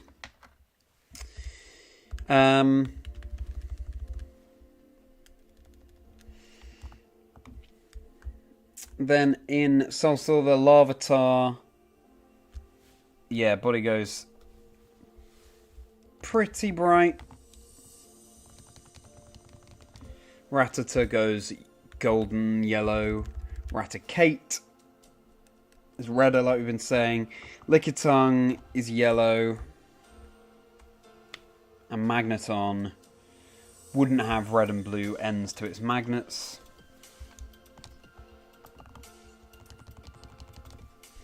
And the whole thing is just that slightly sort of tinted gold. So yeah, I think we'll be able to notice this. These differences.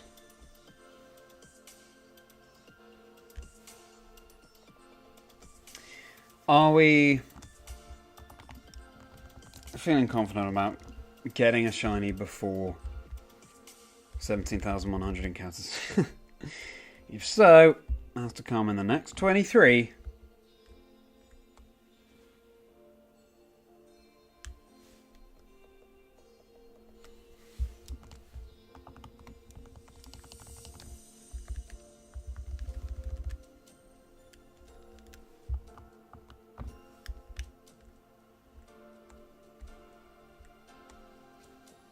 Oh, execute as well, yeah, they go golden.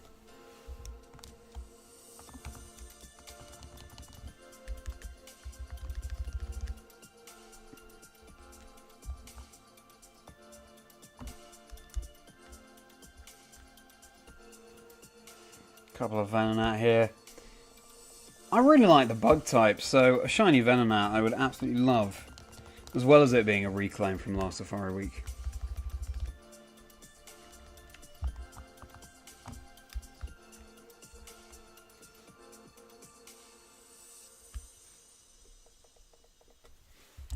Welcome everyone if you're just joining. The answer to that question in your mind is no, I have not found a shiny yet.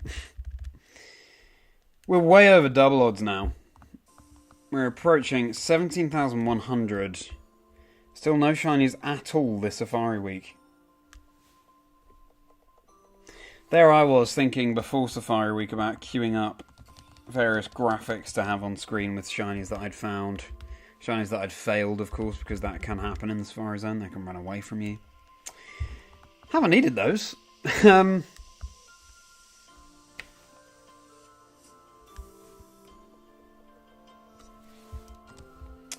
But it could happen at any time. Sorry, not the camera there. So, let's hope it comes tonight. I'd really like to find a shiny this Safari Week. Not have to go beyond Safari Week. Don't know if I would. If we don't find a shiny tonight, I've been talking about my next thing I'll stream, which I think will be a Silver Dream Team quest, so Generation 2. Do some casual shiny hunting in the Safari Zone on the side for that. Not sure, but all of these things will be answered if we just find a shiny tonight. So, come on, games. Come on, RNG.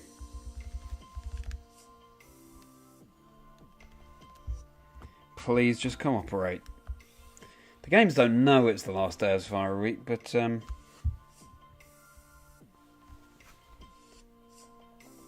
just asking for that luck. Now then, everyone. This is a tough question coming up right now. Okay. Because it covers so many things, but what's your favourite flying type? What's your favourite flying type?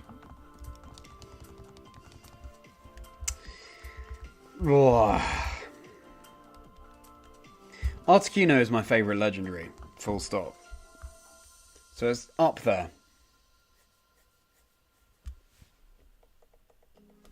Hello, Nick Beard. Welcome. Thanks so much for hopping into the chat. And how are you doing? How was your weekend? How did you come across the stream today? Did it pop up on YouTube? Do I know you from X? Very good to see you here. Either way. Thank you for that. Gliscor is your favourite flying type, Neckbeard. And a great choice. Welcome if you're just joining. Nope, no shinies, but who knows? Who knows where tonight's stream will take us. We are more than 2 times over odds, so I could say any minute now. But we all know that's how shiny work. That's not how shinies work. You've got no more chance later on in a hunt than you do earlier on in a hunt. other than the odds. I'm glad that you watched the podcast with Matt. Hope that you enjoyed that, Neckbeard. Thank you so much for joining here.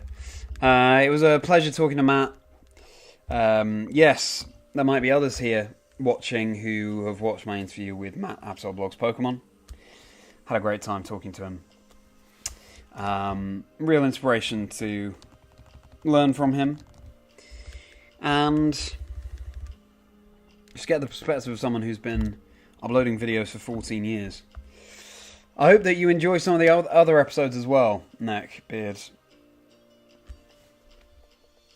Because there are plenty on the channel with a variety of guests, but asking the same questions about their life story and the 6 Pokemon on their dream team. So, hope you enjoy going back and watching some of those. And I'm very well, thank you. How are you doing? Thank you. I'm so glad that you're a huge fan and that you're enjoying them, because I really enjoy recording them. I hope you enjoy going through the back catalogue. There are quite a few, and there are far more coming. So, you might enjoy my interview with Kyle, Quick Panic. Of course, another shiny hunter. You a shiny hunter yourself, Neckbeard? What's your interest in Pokemon? Are you a casual player? Competitive player?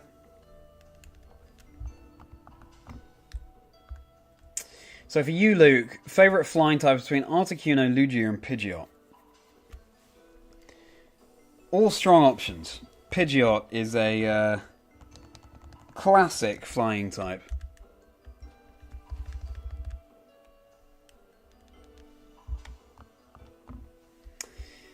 Generation 1 flying type. Then Articuno, as I said, that's my favourite legendary ever. Lugia, yeah, I mean, my favourite Pokemon game historically has been Pokemon Silver. Generally now Generation 2. So, yeah, I have a soft spot for Lugia too. There are so many interesting ones. Bit of both, shiny hunter and competitive player. Nice! Well, Pokemon offers it all, doesn't it, Neckbeard? So, I think it's all about the variety. What's the shiny you own that you're proudest of, Neckbeard? What do you think about this favourite flying type question? I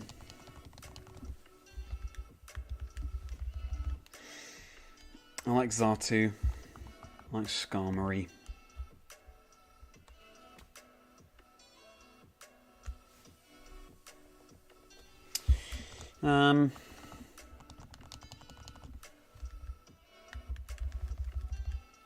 Oh, but then, of course, you've got the dragons.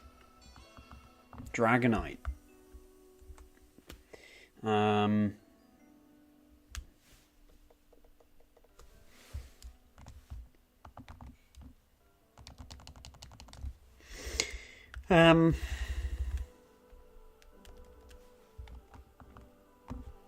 I think, to be honest, there are so many flying types, and they're all so diverse. It's hard to choose just one, isn't it? And I think it's probably going to change. So for me right now, my favourite flying type is probably Xatu, actually.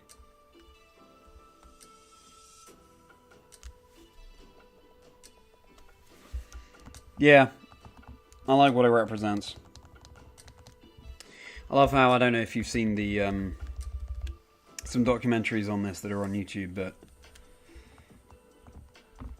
the 2 Pokemon that appear outside of Unknown in the ruins of Alpha, you know, in that grassy patch outside the actual ruins. Martu and Smeargle, apparently based on these caves in Japan where there are these drawings on the wall, and Martu sort of represents the things that have been drawn, sort of hieroglyph bird, and then Smeargle, of course, represents the people who painted them. I find that fascinating.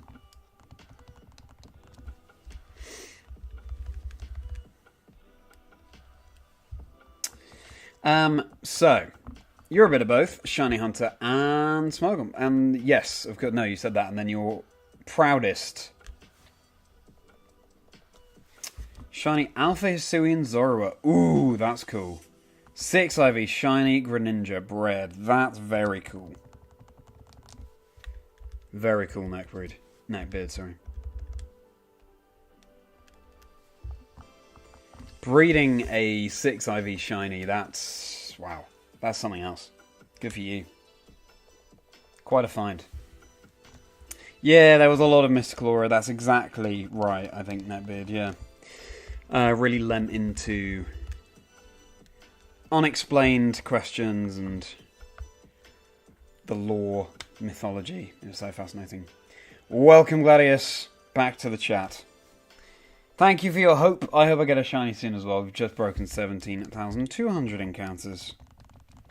So we're over double odds here. Netbeard, if you're new, yeah, we haven't found a single shiny this Safari week.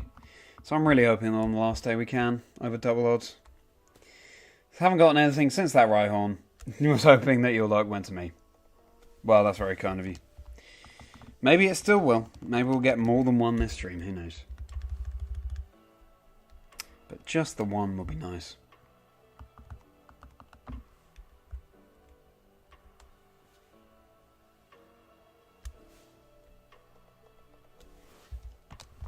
Again, Netbeard, it's so pleasing to read that you're a huge fan of the podcast, because of course I came up with the idea for the show and then just thought, this could be interesting to learn about from people. And the fact that someone agrees is always very validating.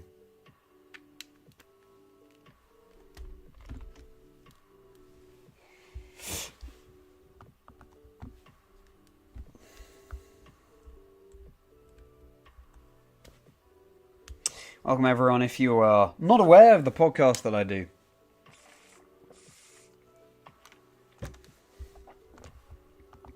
Then it's called Chazingdra Chats. It'll be all over the my YouTube channel. Basically, we talk to a new guest each week about their life story and the 6 Pokemon they would choose for their dream team. And the dream team is nothing to do with competitive. Just the Pokemon that are most special to them in some way. It might be their very first partner Pokemon. It might be first shiny they found. Their favourite Pokemon, of course. Pokemon they've done well with in tournaments. Things like that.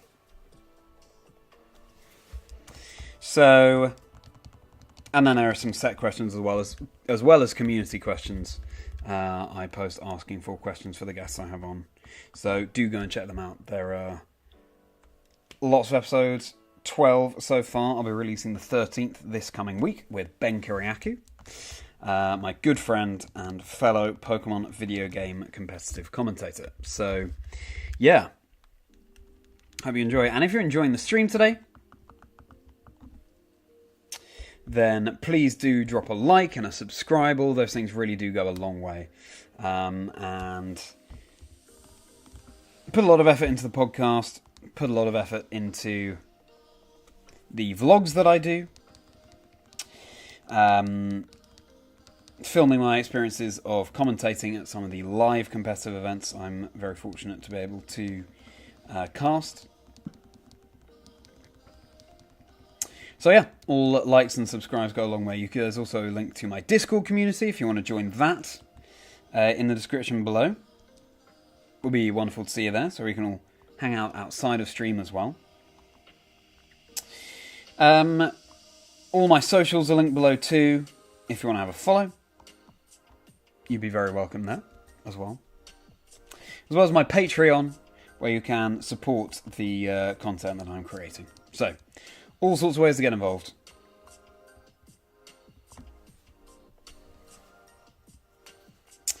But I'm just very grateful to have you all here, watching along. Hopefully, bestowing on me some shiny luck. And if you are shiny hunting as well this Safari week, then do let me know what your targets are, so we can compare notes. Netbeard, think since you're new here, going for Ledabur in Emerald, Pinsir in Leaf Green, Kangaskhan and Tauros in Fire Red, and Larvitar in Soul Silver. But at this point, I will take anything. And we are way over 2 times over odds. So who knows, we might find 2 shinies this stream. Yeah, anyway. Neckbeard, I think it would be very interesting to have Jimothy Cool on as a guest. Tell me a little bit about Jimothy Cool. I'm not so familiar with this person. Neckbeard, and thank you for the suggestion. As I say in every episode, I am very up for taking guest suggestions because I want to have as broad a range of guests on as possible. Not just competitive, not just casual, not just shiny hunters. It could be influencers. It could be people who do something beyond Pokemon, but they are known fans of Pokemon. So yeah. Drop in your suggestions.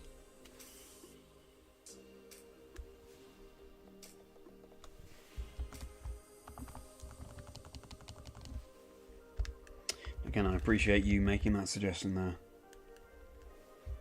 Neckbeard. Apologise once more for my flickering cameras. Or my flickering camera.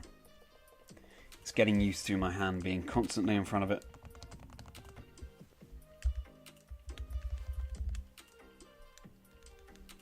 So, Gen 3 competitive Pokemon YouTuber.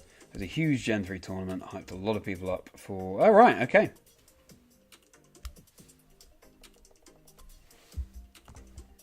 Thank you very much for that suggestion, Neckbeard. I'll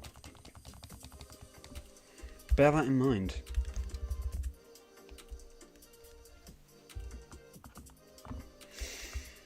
Speaking of interviews with fans, that one NA I've seen to with that sports star was very entertaining. Yeah! Was it Jamal Williams? Was that his name? It'd be great to get him on the podcast at some point. That's exactly what I'd love to aim towards, you know? People who are known for other things but have an interest in Pokemon. That'd be very cool.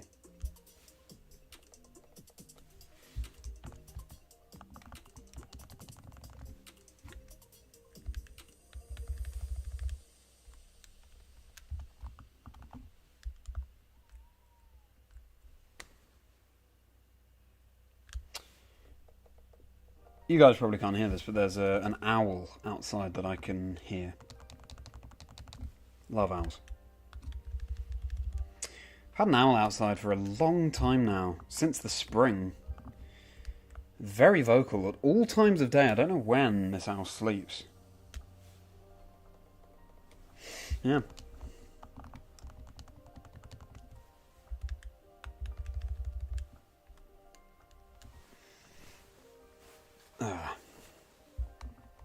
He was having a great time. I think it was Jamal Williams. Yeah. Just very casual about it all. Yeah, it was very entertaining.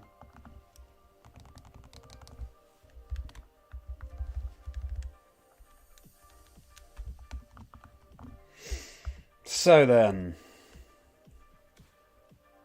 let's get another question going.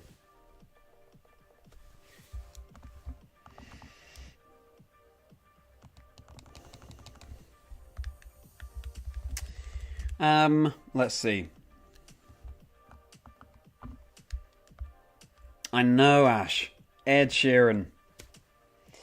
Yeah, it's crossed my mind as well. If somehow I can get Ed Sheeran on the podcast, well, we'll just have to see. But, yeah, that would be so exciting.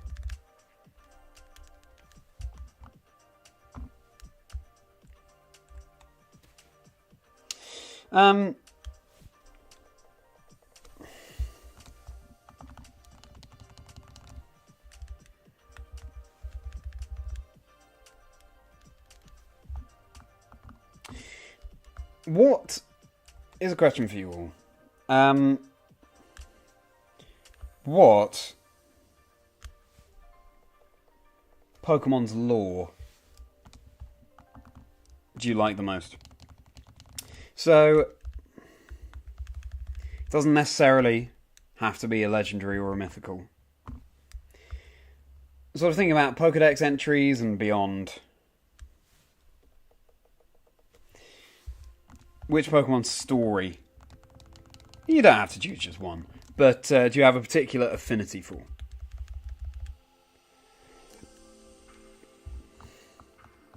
For example, I think Tandemouses is very cute.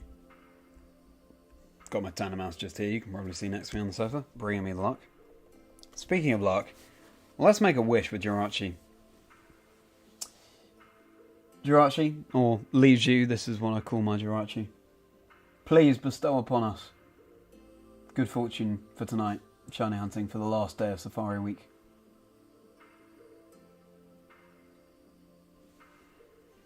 I wish that we find a shiny tonight. Alright, there we go. See if it works.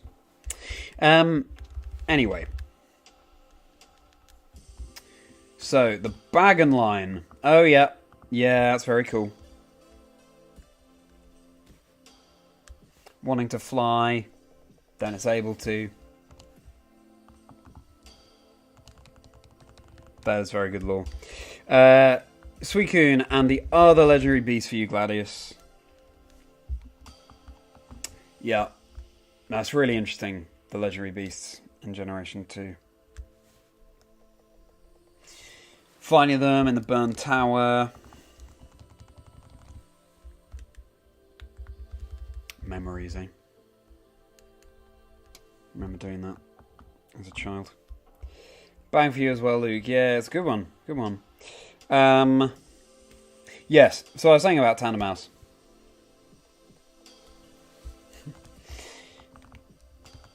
I think it's very sweet that they divide their food exactly in half to share between them.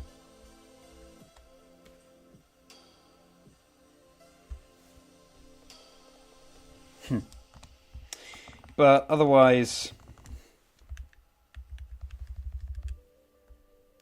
other lore that I like.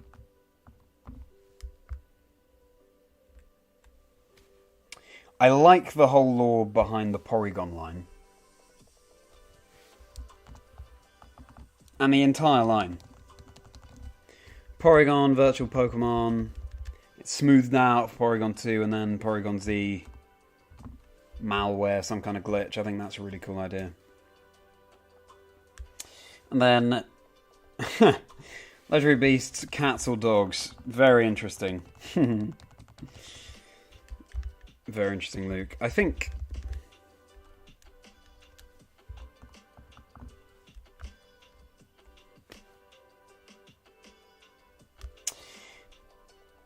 so Raikou is more cat, I suppose. Tiger-like.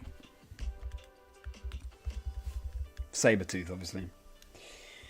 But Entei, that's more dog-like. Suicune.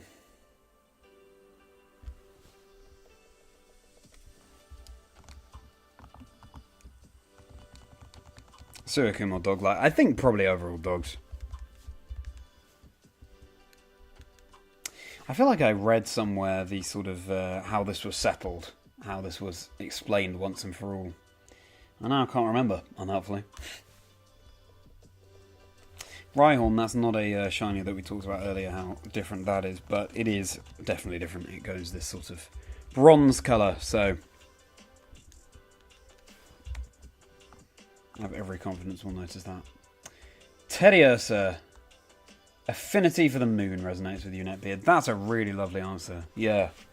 Now, of course, with Ursaluna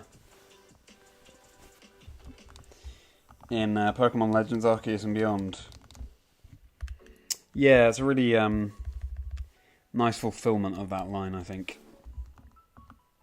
Really good answer there, Netbeard, yeah. I love Ursaluna's eyebrow clouds in front of the moon that's on its head too.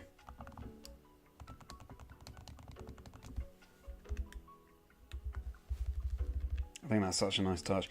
Interesting that Teddiursa, when it evolves, correct me if I'm wrong, I don't think Ursaring has any kind of marking on its head. It's the circle on its stomach. But then of course Ursaluna does have that again. Interesting. But like how I've always think it's interesting how Graveler grows another pair of arms, but then loses them again to become Golem.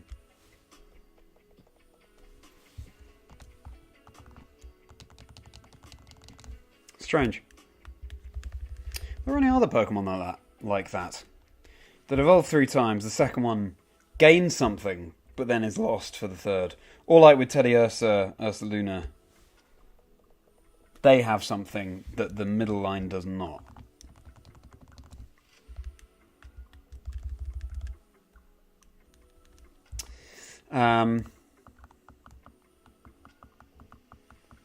Did all come together nicely in the end, Neckbeard, yeah, for sure. Wartortle goes fluffy and then loses the fluff. Yeah, it's a good point. Good point. Then Blastoise, I think, has a very small tail. That's not shiny, is it? That's Sunkern. No, I don't think it is, no.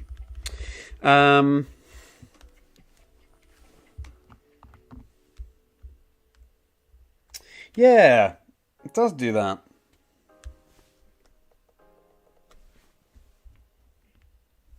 I think, in terms of middle stage evolutions, Wartortle is a top tier design.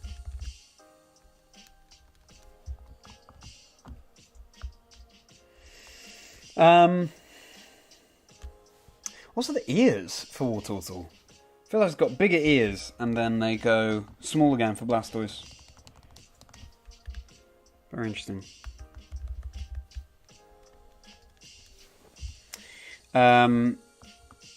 Zero spider Pokemon have 8 legs. Huh. Although, Neckbeard.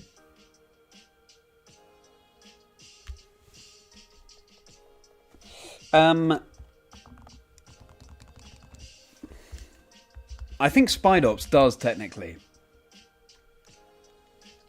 have 8 legs, but they're just grouped in 2s. Because if you think about its arms and its legs,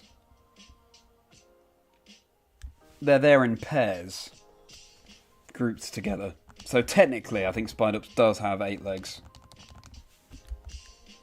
They've just made it look a bit more humanoid, if that makes sense.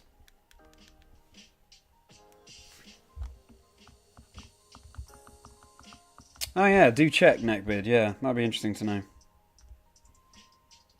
If it's 6.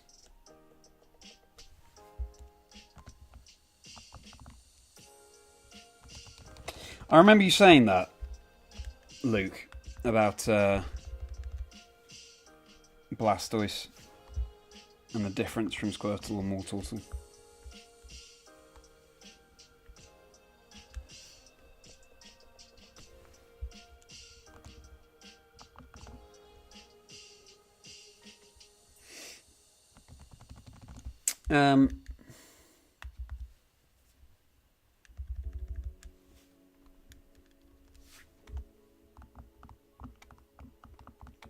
I'm right. Okay, so it is actually 8 legs that Spidops has. Interesting. But still, that's an interesting point, that there are a few spider lines that don't have 8 legs. Although, actually, what other spider Pokemon are there? Spinarak, Ariados, Tarantula, Spidops. I actually can't recall how many legs Tarantula has now. But also, this is the thing, right? This is the interesting question about where the line stops with Pokemon and starts with animals, right? Because, yes, they're spider Pokemon, but they're Pokemon, not spiders. So, that doesn't mean they're going to have 8 legs necessarily, I guess.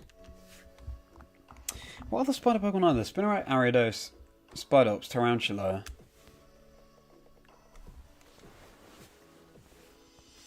Is that it? Am I forgetting something?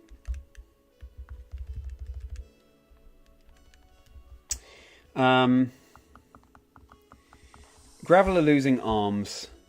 I think it's a trade thing with Machamp gaining a pair of arms. That's fascinating. That's a really interesting point, Ashkar. A little bit like Escavalier and Axelgor trade them with each other. But obviously it's not limited to trading Graveler and Machoke, respectively. But that is an interesting point. First real spider Pokemon, yeah.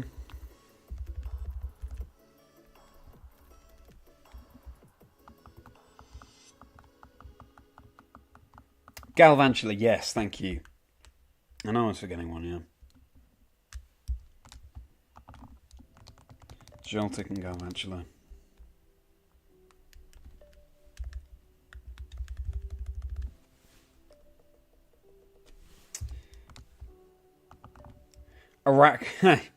Thank you, yes. Araquanid is, of course, a spider. An Araquanid has 6 legs, right? Jupardi, yeah, I don't know what I was thinking, of course, yeah. There are more spider Pokemon than that.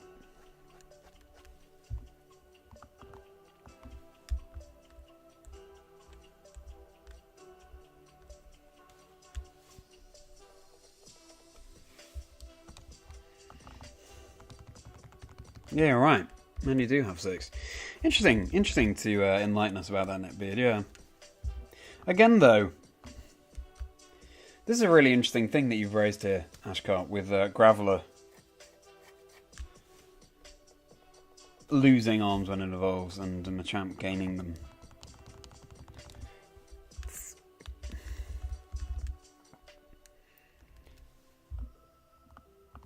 All sorts of ways to explain that, I guess. Anyway, approaching 17,500 encounters now. I don't know, shiny. Let's keep going. It's a win-win, as Ash has been saying, because we either have a beautiful, unbroken chain of regular encounters, or we find a shiny, and obviously a shiny is always a treat. Let's see what it'll be. We started today's stream on 16,005 encounters, I believe. So nearly 1,500 encounters that we've done.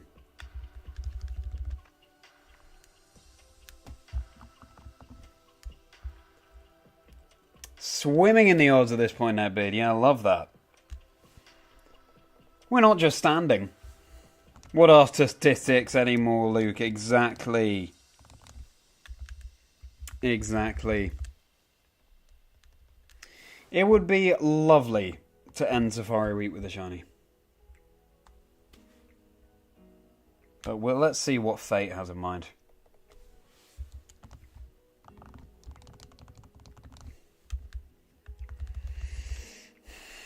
Netbeard, I was saying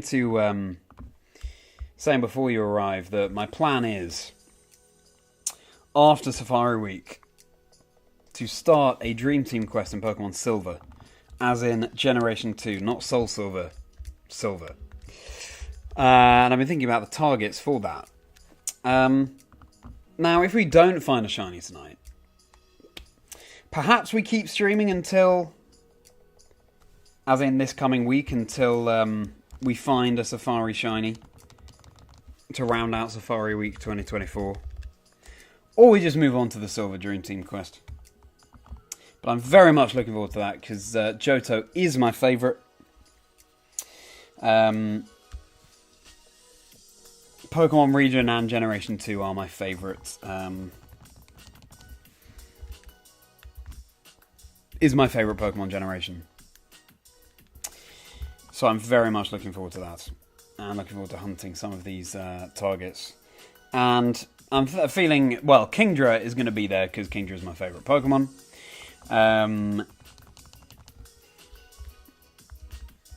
For Alligator, probably that's my favourite of the Johto first partner Pokemon. Espeon, Forretress, and then some kind of flyer, maybe Xatu or Skarmory. Skarmory is a 5%, so gotta tread boldly with that one. But then you've got a chance to find shiny Phanpy, which would be really cool as well. And then the 6th one, not sure. It could be Phanpy. It could be Swinub. It could be Blossom. Not sure. I've got a weakness to electricity overall if I don't have something like Swinub or Blossom. So, yeah. That's what we're thinking. And in terms of this coming week, I am probably streaming tomorrow night because I'm around. And then Tuesday and Wednesday in the evening, I'm not around. So if I stream, it'll be earlier in the day if I have time, which I might not do, to be honest. I'm not sure I'll be around on Friday either. So if I stream this week, it would only be Monday, Thursday. And again, unless I stream during the day, which I might do. Or later in the afternoon, maybe. Now, whenever a Sunkern appears, I will be checking it carefully. Nah, it's not. Just so we're all aware, heading into this coming week. Now, but let's get to know you better. What's your favourite Pokemon?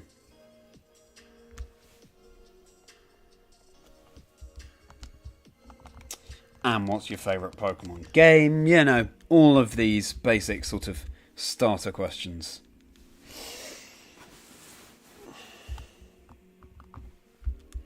17,500 encounters incoming.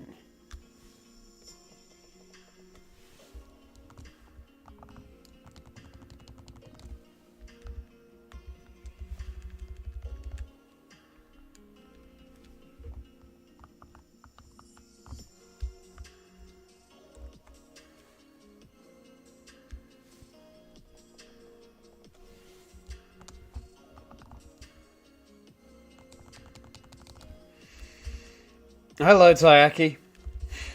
Thank you for hopping into the stream. Happy Sunday to you as well, my friend. We're nearly at 17,500 encounters, as you can see, Tayaki, and still no shiny. Hopefully you've brought the shiny luck with you. How's your weekend been, Tayaki? Always a pleasure to see you. It is a tough question. Blissey. Very interesting choice. How come Blissey? Blissey's a really interesting choice there.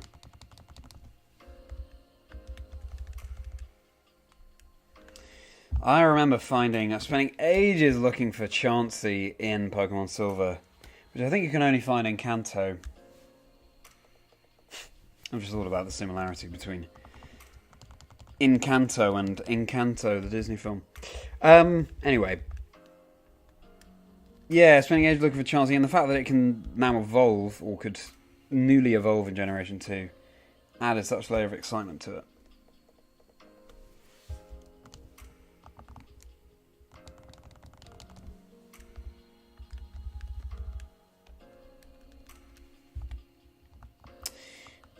Oh, I just asked Neckbeard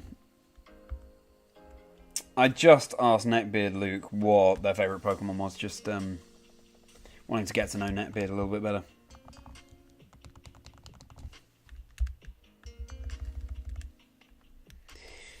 Here we go, everyone. Time of 17,500 encounters.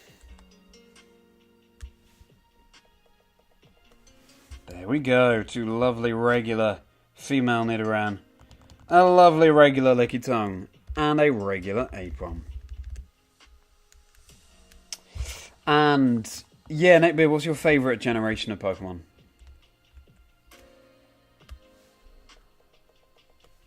So we're Inside Out 2. Went out for dinner. Nice. How was Inside Out 2? Turkey. Looks like an interesting concept, having new emotions joining the fray.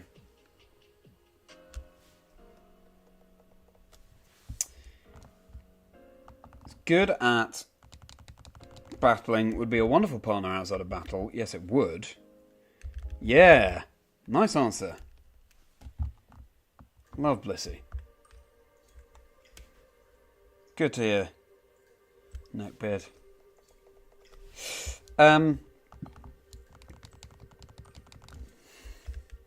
Question to everyone now. If you could live in any region in the Pokemon world, where would you live? Depends on what vibes you're after. If you're up for those... Plus the eggs have to taste good, right? Well, let's assume so, Netbeard, yeah. But yeah, if you're after the summery island vibes, obviously Alola is for you.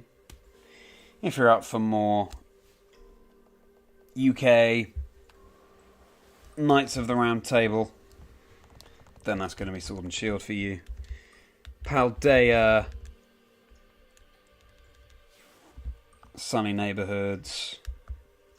You've got the lore and myths of Johto. You've got maybe overall more sort of big city vibes in Kanto. You've got land meets sea with Hoenn. And you've got Sinnoh with its mountains to explore. And then, of course, you've got Unova, very much based around the seasons, and Kalos. It's a sprawling map, all coming back to Lumio City. So, which region would you want to live in? Kanto for you, Gladius.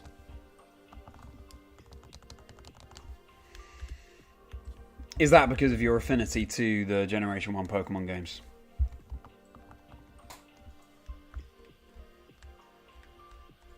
See, I love the myths and lore and old-time feel of Johto. But would I want to live there? It's a bit like asking yourself, you know, would you prefer to be a tourist to one of these places? Would the magic wear off if you lived there, you know? Inside Out 2 was great. The new emotions they introduced worked very well. That's good to know. That's good to know. Really enjoyed the first Inside Out, so good to know that they are upholding Inside Out's good name with Inside Out 2. Now, for me, I think Hoenn would be quite exciting.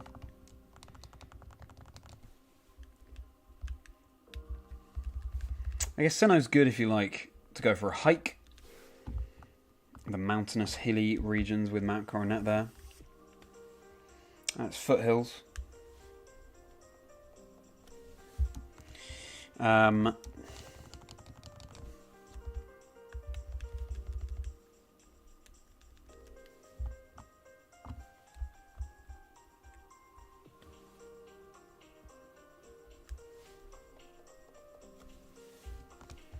I think I'd say one of the older generations for me. I think I would say...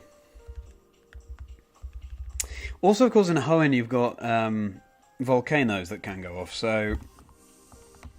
I guess that applies for a few regions, but... So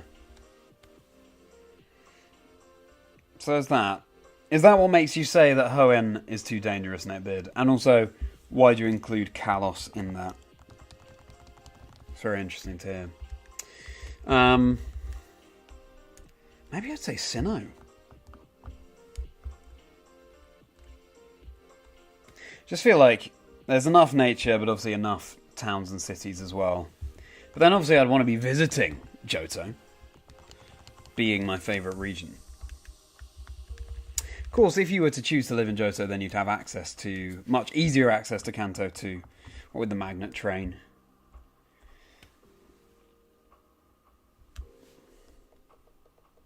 And the boat service linking them as well.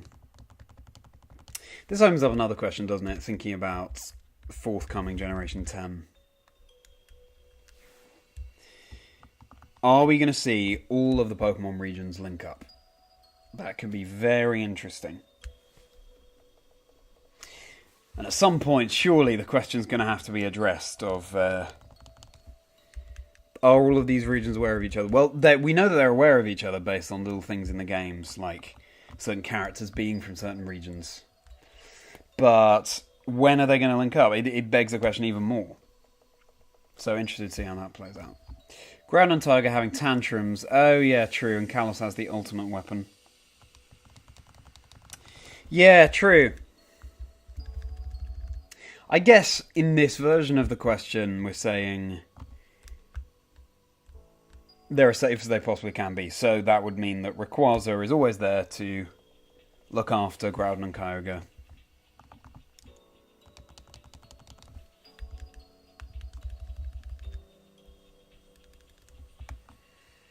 And the ultimate weapon is no longer a threat, I guess, in Kalos, in this version of the question.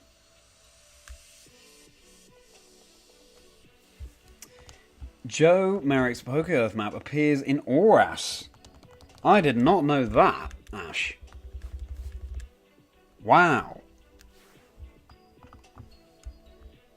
So either he just sort of guessed right, or they were so inspired by what he did, they took it on board. That's amazing.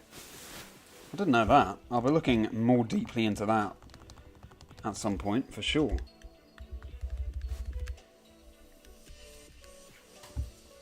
I'm still calling, by the way, that the first thing to shine is going to be Hoot Hoot and Emerald. I'm just feeling that tonight. What do you reckon, Neckbeard? What's going to be the first thing that shines?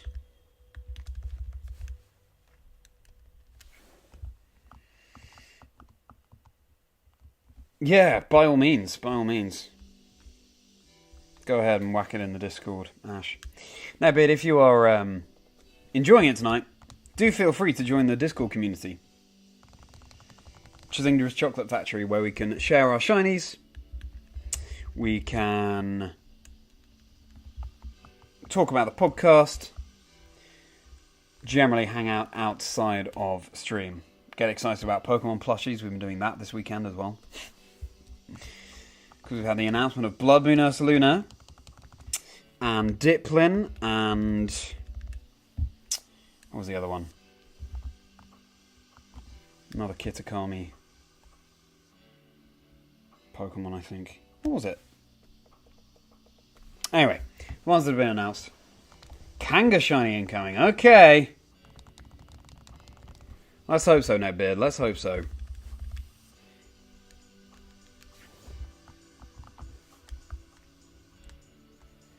Two shinies would be sweet tonight.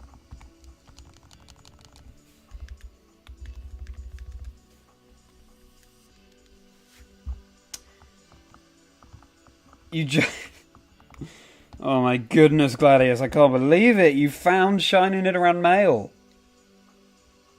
You've been having a drought.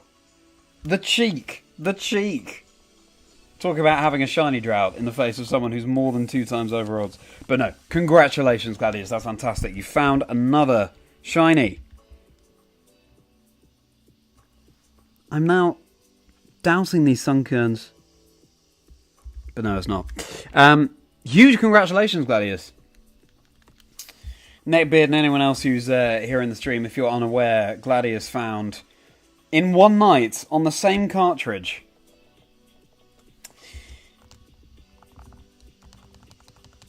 shiny, I believe, Execute, Venomoth, Nidorino. They were all captures, all wins.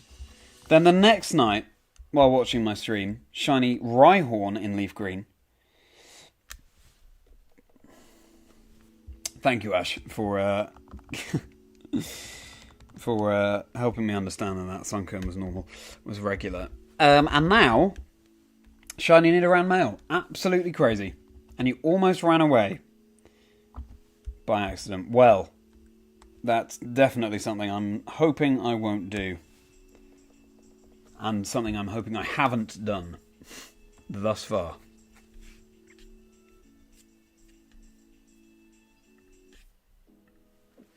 It ran away. Sorry to hear that. Sorry to hear that, Gladius.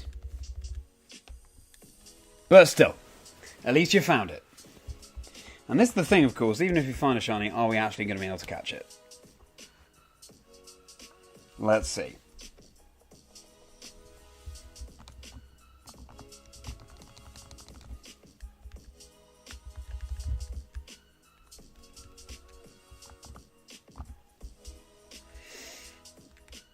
Yeah, very nice to see.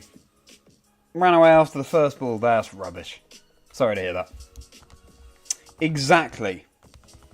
It's all about the journey, not the destination. Definitely a theme of my podcast with Matt, but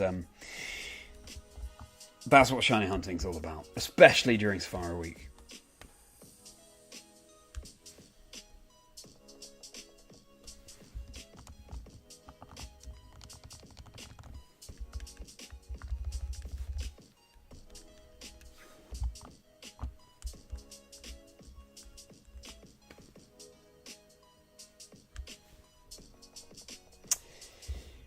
I'm glad that you can see, Ash, that that Sunkern was normal, was regular. Glad that you can make that out on the screens.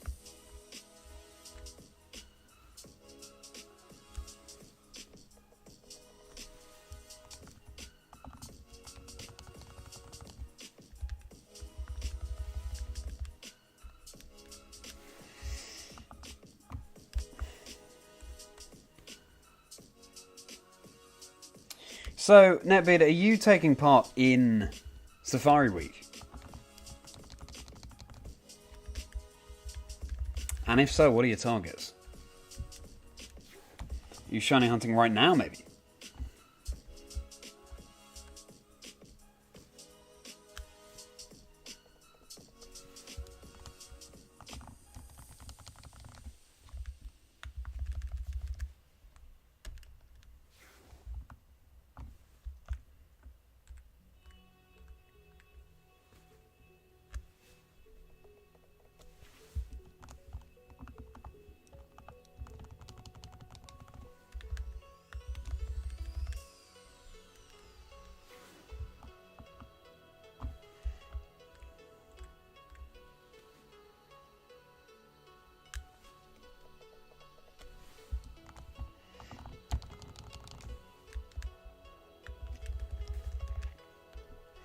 Also, Gladius, did that Nidoran male appear on Fire Red or Leaf Green? Is Leaf Green finally picking up the slack a little bit?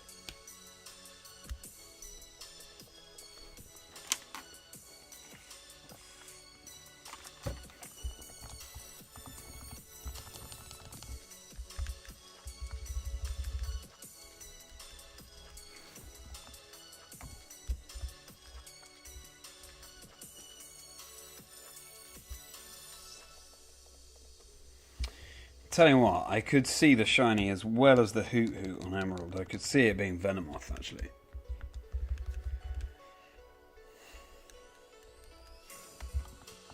On Fire Red. Getting ready for work. Oh, right, okay. What's your work, Netbeard?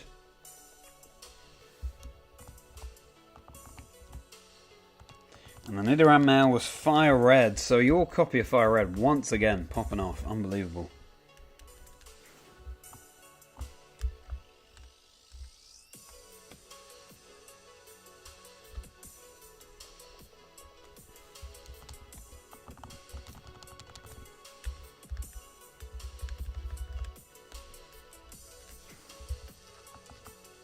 Oh wow, line cook at a restaurant. Very cool.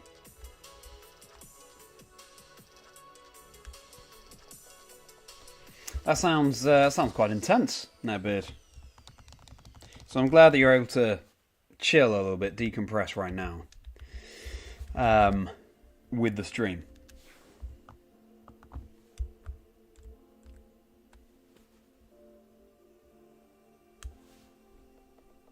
And again, very much appreciate you hanging out with us tonight. It was a pleasure to welcome someone new in the chat. Chansey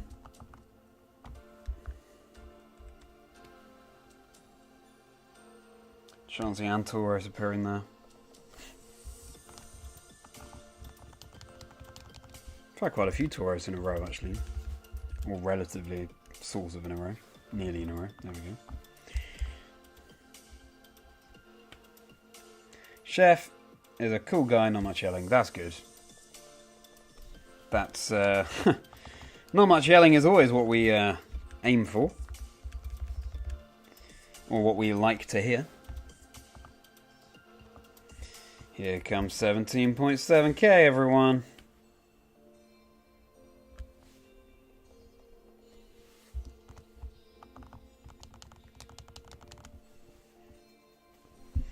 I'm put in mind at the moment of all the shiny hunting videos I've seen where, you know, a shiny hunter will be on a drought and then all of a sudden they see a shiny. It's just a relief. It's like water in the desert to see the shiny. Ronnie, hello, welcome. Always a pleasure to see you. No, is the answer. We still have not got the shiny. If we had, then this counter would be back down to 0. So, now we're still going.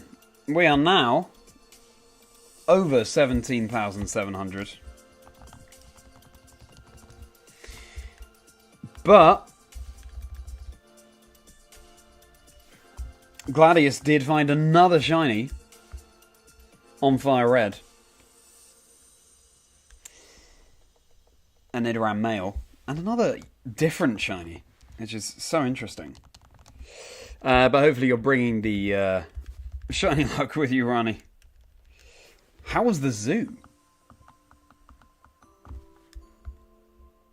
Did you have a good time? Could use some cheering up. So I hope you can find it here. Well, you're in the right place, Ronnie. You're in the right place. Let's just chill out. I'm sorry to hear that you could use some cheering up. Put in mind of your boyfriend's dog, of course.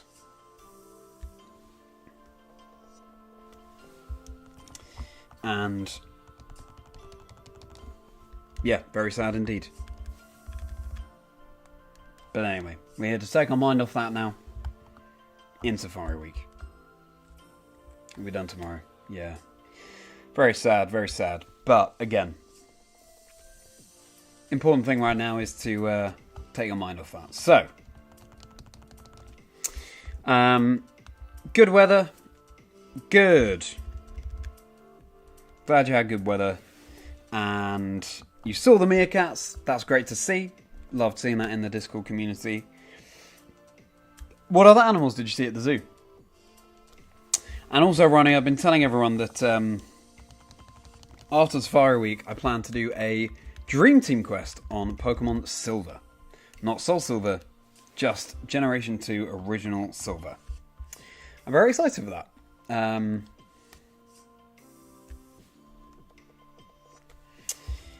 I'm still sort of confirming the targets right now, but it's definitely going to be for Alligator, Kingdra, my favourite, Espeon, Fortress, I think. And then one of Skarmory or Zartu. Skarmory's a 5% encounter, so...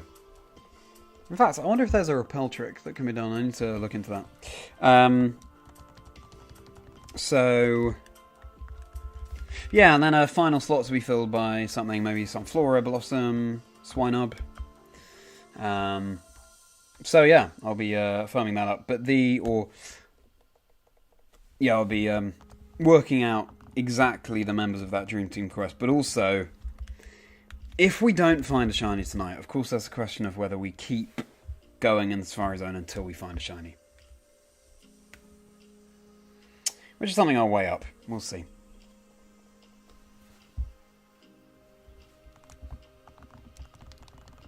So, you've seen a lot of animals.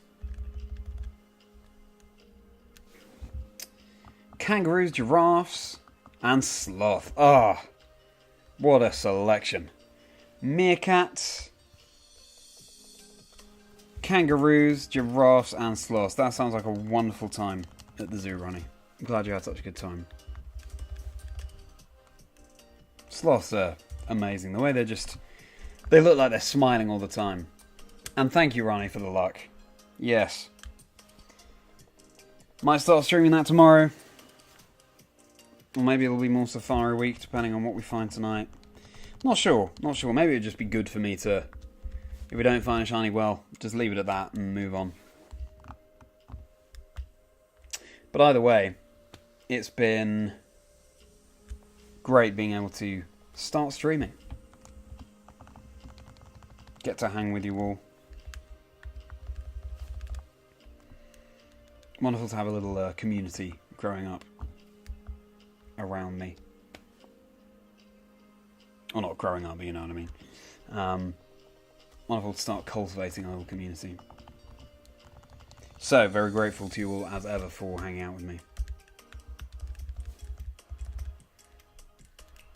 And if you're not a part of the Discord community, it will be a pleasure to see you there. Link is down below in the description. And still lots of other animals too. Yeah, I'm not surprised. Hope you had the best time, Ronnie.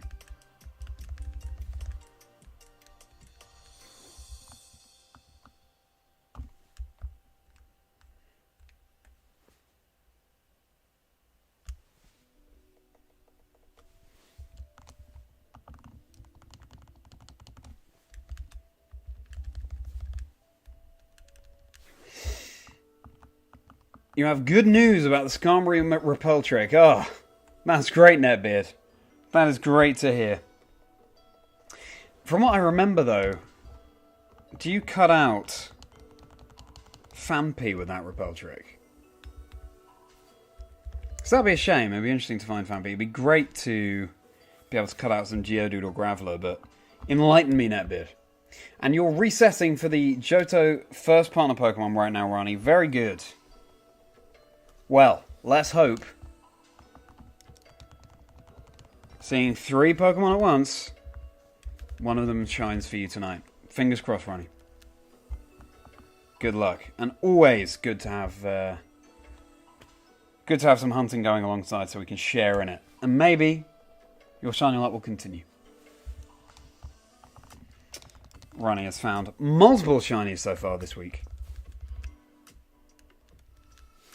It's fantastic. So let's see if that continues with the Johto first partner Pokemon.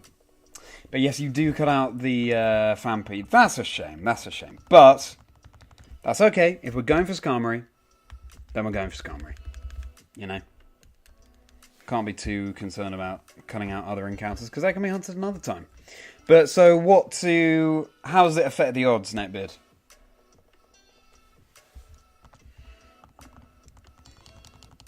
For Skarmory. Found a Houndour as well. Only need Rockruff. But not really in the mood hunting last one. That's understandable. That's Kangaskhan, not shiny. Yeah, that's understandable, Ronnie. No worries, yeah. Nice to hunt something else. Nice to go for those Johto first partners.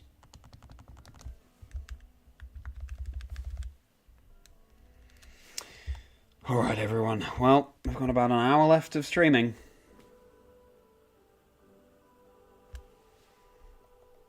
Please come, shiny, please. In the next hour. I even addressed the Jirachi behind me, Liju, to make a wish. Is that wish going to come true?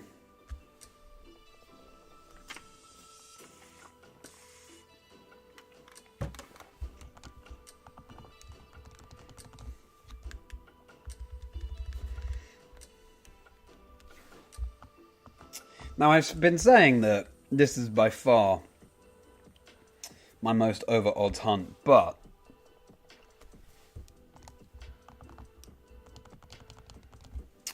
actually, I was resetting for a shiny first partner Pokemon in Johto and in Soul Silver.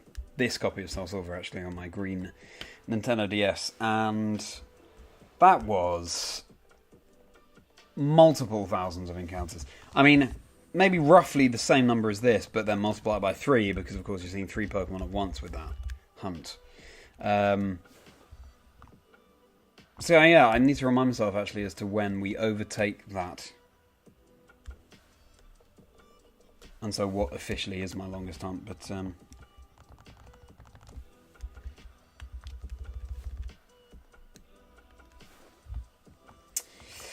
and no worries if you don't know the ins and outs of that repel trick, Netbeard. Okay. Well, I very much appreciate you looking that up for me, Netbeard. Thank you so much. That's really useful information. I just need to bear those repel tricks in mind for any of those Dream Team quest members. But then, of course, I'm probably not going to want both Zartu and Skarmory, because then my team really would have quite a weakness to electricity.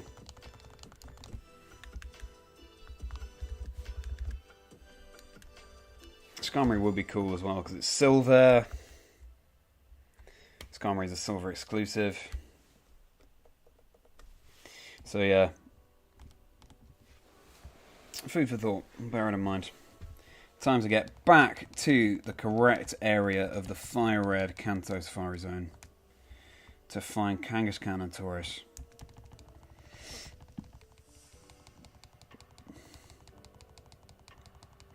Let's go.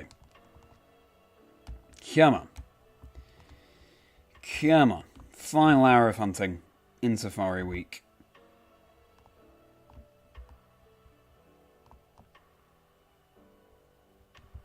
What do you guys think? I'd be interested to get your opinion on whether you want to see me continue, if we don't find a shiny tonight, whether you want to see me continue to shiny hunt in the Safari Zone until we find a shiny, or whether you'd want to see something new.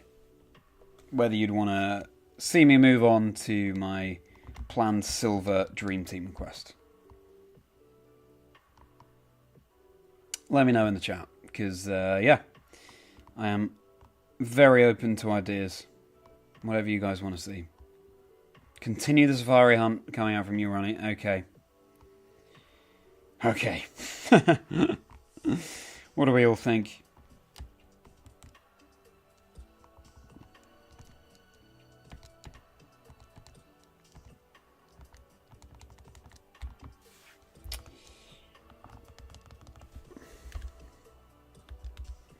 Love to see me keep hunting until I get a shiny Gladius. Okay. Okay. Bear that in mind. Let's see if those vibes summon a shiny tonight. In this final hour.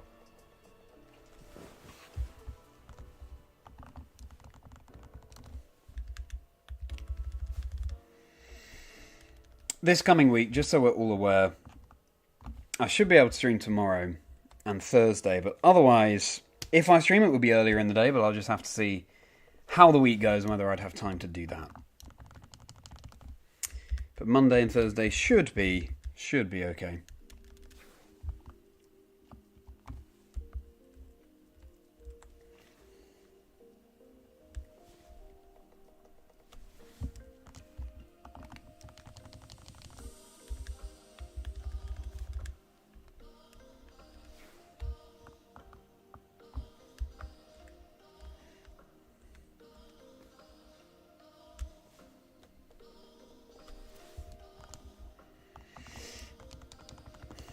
Now,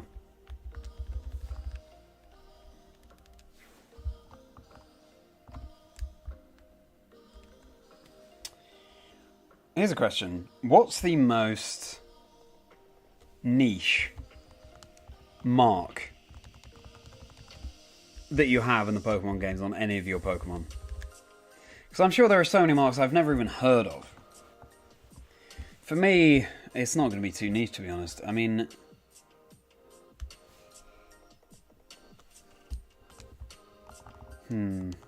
what niche marks do I have?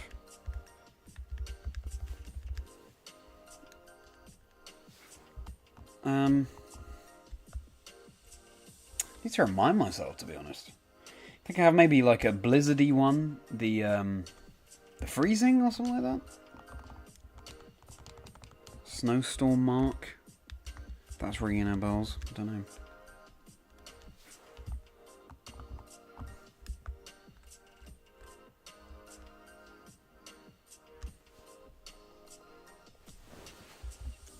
Yeah, what's the most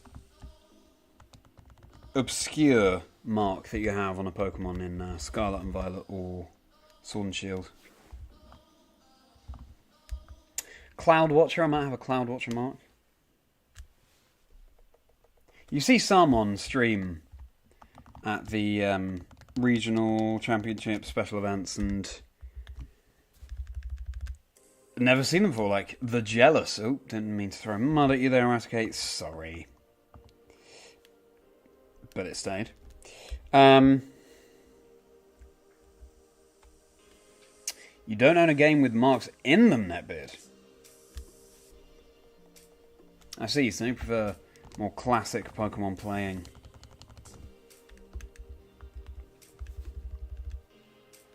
I guess, yeah, because if you have a shiny Alpha Hisuian Zorua, even though that's Generation 8, marks are not in Pokemon Legends Arceus.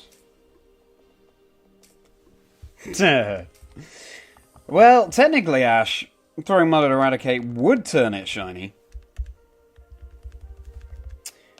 Because it would start to glisten, right? The mud's wet and start to make the Eradicate glisten in that light, covered in mud.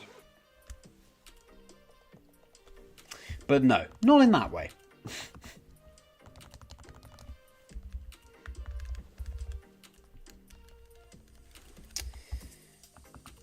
Ah, yes, exactly, Luke. Exactly. Going after those ribbons to get those cool marks. Yeah. Legends Arceus is the only Switch Pokemon game you own, Netbeard. Wow.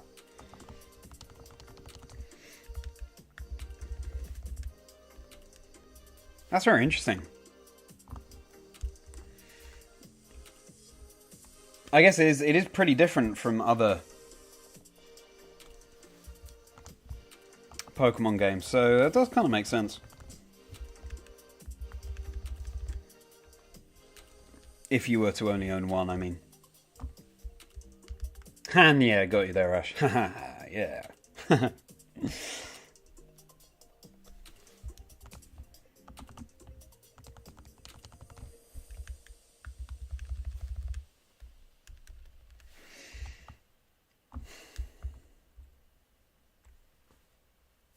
Coming into the stream tonight, I've got to say, having last streamed yesterday morning because it's been a busy weekend,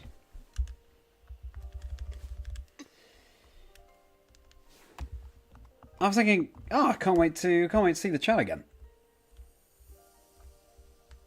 I've been missing you guys, you know. Really enjoy hanging out with you all, so thank you so much for being here tonight. It's always a pleasure.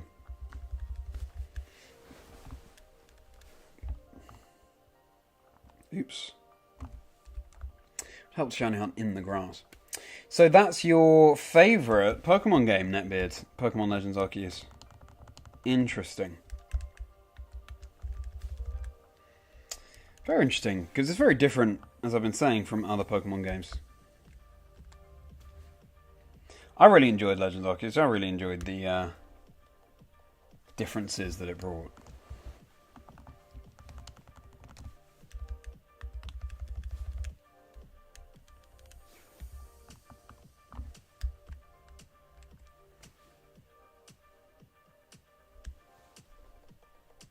But I will always love the classic Pokemon games. Because my nostalgia for them goes back years. Goes back decades. More than 2 decades at this point.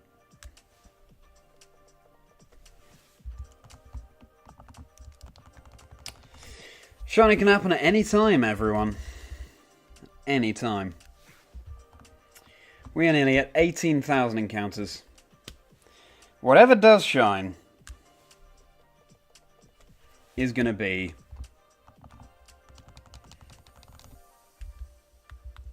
a very meaningful Pokemon, whatever it is.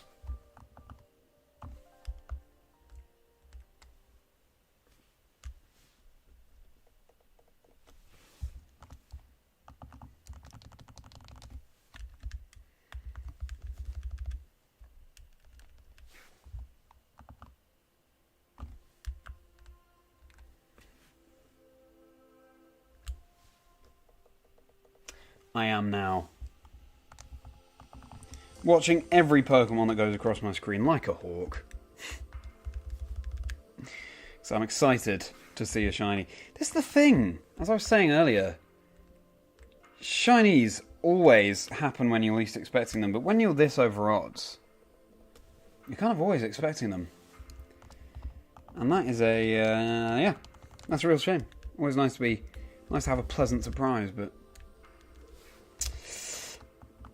Best Pokemon game for you of all time, Neckbeard, is Emerald, but one game has got to be Legends Arceus for you. Okay. Emerald is fantastic with the Battle Factory or Battle Frontier as a whole.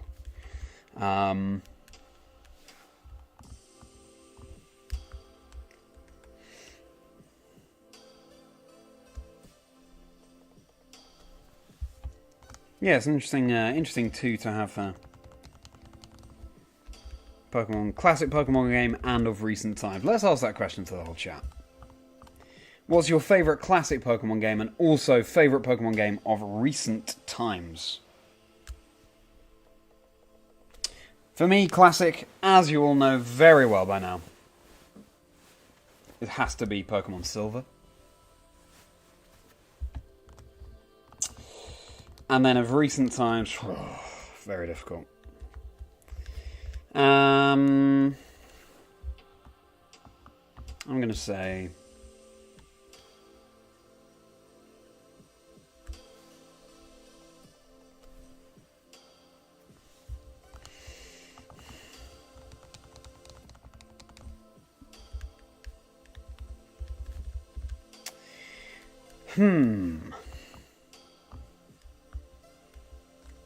So, for me, it's down to Pokemon Shield and Pokemon Brilliant Diamond Shining Pearl, because Brilliant Diamond Shining Pearl, I just remember when that came out, autumn 2021, it was so cozy to play through. The nostalgia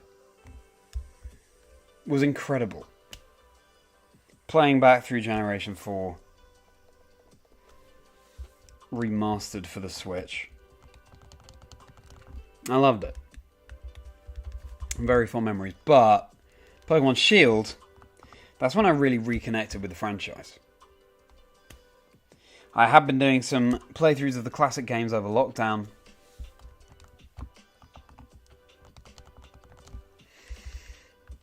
But then, when in lockdown, I thought, when better to get a Nintendo Switch? And then I really got into Pokemon Shield.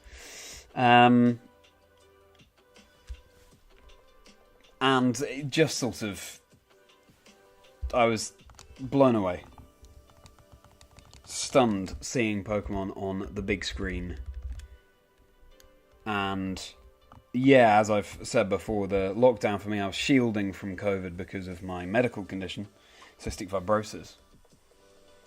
And so to be able to have such an escape from all that with Pokemon Shield, get really excited about that, was really cool. It was really cool. So I think on balance it has to be Pokemon Shield for me as a Pokemon game of recent times, or from recent times. So Silver and Shield. Silver Shield. Like the ring of that. How about for you guys? So Taiki, Ruby Sapphire is the generation you have the most nostalgia for, so those would be your picks for classic. Yeah, totally understandable. Fantastic games. And how about for a more recent game? And anyone else who wants to throw in their answer in chat. Favourite classic Pokemon game and favourite Pokemon game of recent times.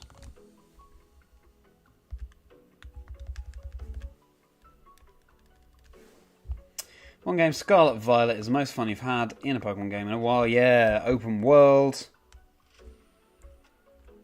Really evolved the franchise, excuse the pun.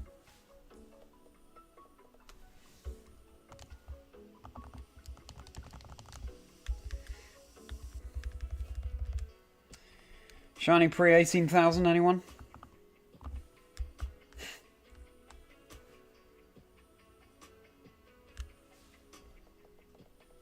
Most nostalgia, Generation 2 for you, Luke. And recent games, Sword Shield and Arceus. And if you had to choose one between Sword Shield and Arceus, Luke? Let's get to the bottom of this. And then for you, Gladys, favourite classic is Fire Red. always been your favourite game decided you would do a Dream Team quest on? New game, Brilliant Diamond.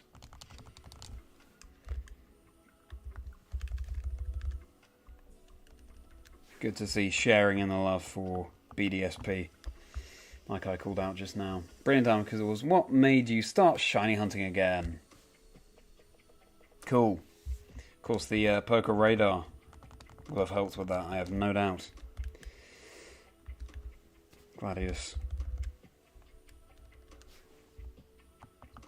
So, Ultra Sun Moon. I would say Ultra Sun and Ultra Moon at this point would still... It wouldn't be considered a classic game, I would say, of recent times. So yeah, you can definitely have that if you want that bid. But I know what you mean, it's kind of in between. And Sword, you've come down with Sword there. So that's very similar for us, Luke. I'm going with Silver and Shield, and you're going with Gen 2 and Sword. And would that be Silver or Gold for you, Luke? Or Crystal? I've still never played through Crystal. I look forward to doing that. First of all, gotta go back to my favourite Pokemon game from my childhood. And I still have my original copy of Silver from childhood. And that's what I'll be doing the Dream Team quest on. I've had the battery replaced, so yeah. Very excited for that. Ronnie, how is the Johto first partner Pokemon hunt going? Flying through those encounters? James Ellis, welcome back to the final day of Safari Week. But it seems like if I don't get a shiny tonight, chat wants me to continue streaming this week until I do. So, we'll have to see. Resetting, exactly, Ronnie. Sorry to drag you away from the resetting in order to post that. But thank you for updating me. Thank you, James. Thank you for the good vibes. How's your weekend been? How was cricket?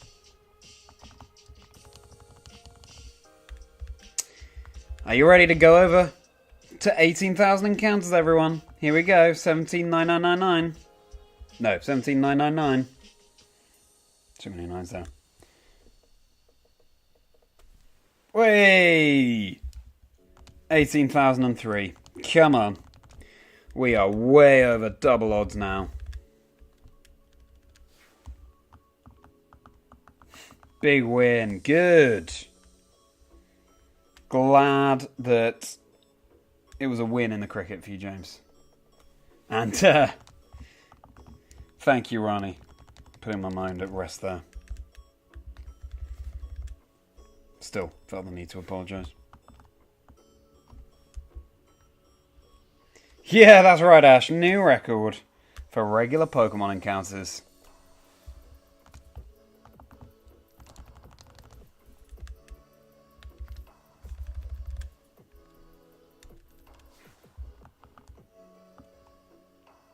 Favourite ice type, everyone? Ice is my favourite type. So tricky for me, but love to know all of your favourite ice types. Glad you can be in support the Beaconsfield Ash Ketchum. Yeah, that's me.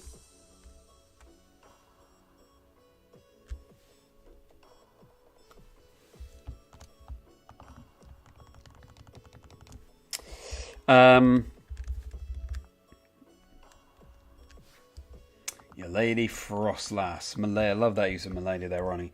Frostlass. Great Pokemon. Great Pokemon. Ice Ghost. Very good combination. I love Glaceon. I love Articuno. I love Walrein, Lapras. Ooh, Lapras. Lapras is up there, and Lapras is up there. Hello, Susan. Susan is my Lapras. Ooh, Arctazol for you, Taki, and Weavile for you, James. Durson, welcome to the chat. Thank you so much for being here. Always wonderful to see a new name. Thank you for coming along. How do I know you? Did the stream come up on your YouTube? Have you watched my podcast episode with Matt, Absol Blogs Pokemon? Thank you for being here, Durson. A pleasure to meet you. Hope you enjoy chilling with us this Sunday evening. Arctazol is a really interesting shout, Taki. Electric and ice. Such an interesting combination. And the whole lore behind the Galar fossil Pokemon is fascinating.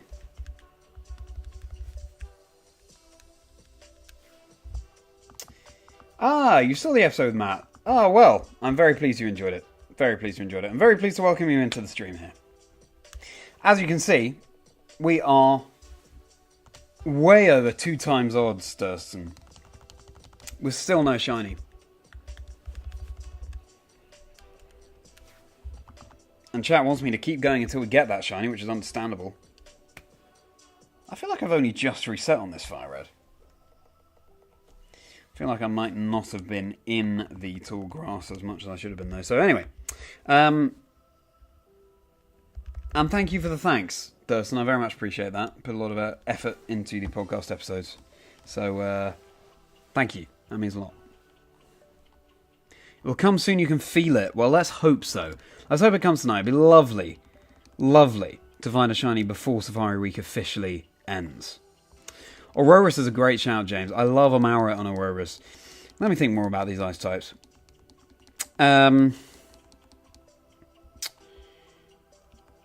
Sneasel's cool. I do like Snorunt.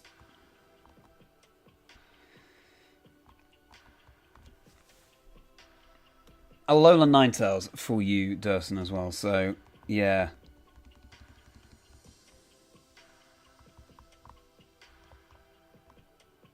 I love foxes, so big fan of that answer. Foxes are my favourite animal.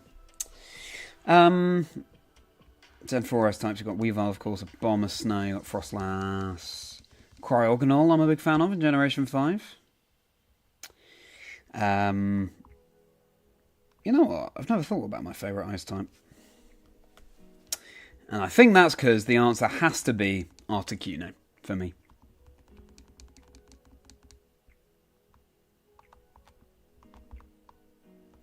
Ooh, Frostmoth, though. Ooh, Frostmoth. That's Batcalibur 2. Frostmoth, I do have a soft spot for. Oh, I'm wasting steps there.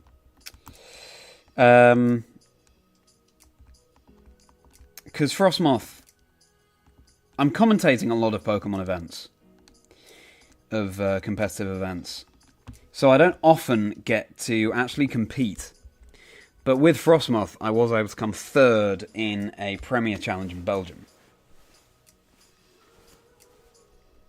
So I've got a soft spot for it there. Plus, it's from Sword and Shield, which, as I said, my favourite, or Pokemon Shield specifically, my favourite Pokemon game of recent times. So, I'm still going to go with Classic and say overall favourite Ice type is Articuno. But Frostmoth is a close second.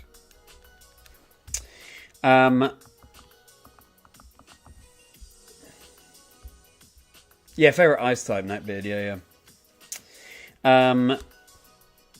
Yes, that's right, James. So there is now Chien-Pao. Very cool Ice and Dark Snow Leopard Pokemon. One of the treasures of Ruin. So sort of like, rather than a legendary trio in newer Pokemon, in older Pokemon games, there's 4 of them. The treasures of Ruin. Wo-Chien, Chien-Pao, Chi-Yu, Ting-Lu. Wo-Chien, Grass Dark, Chien-Pao, Ice Dark, Ting-Lu, Ground Dark, and Chi-Yu, Fire Dark.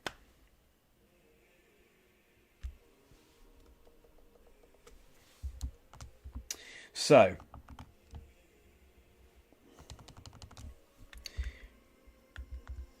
you did that giant favourite Pokemon table list that I need to pull out. Oh yeah, Glaceon and Mr. Rhyme. Wow, Mr. Rhyme.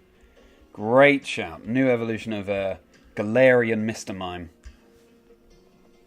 Or, as of Generation 8, the evolution of Galarian Mr. Mime.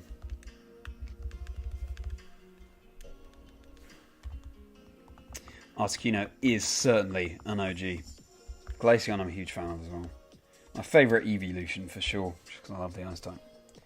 Do like Espeon as well. Gym Power is pretty neat, Neckbeard, yeah.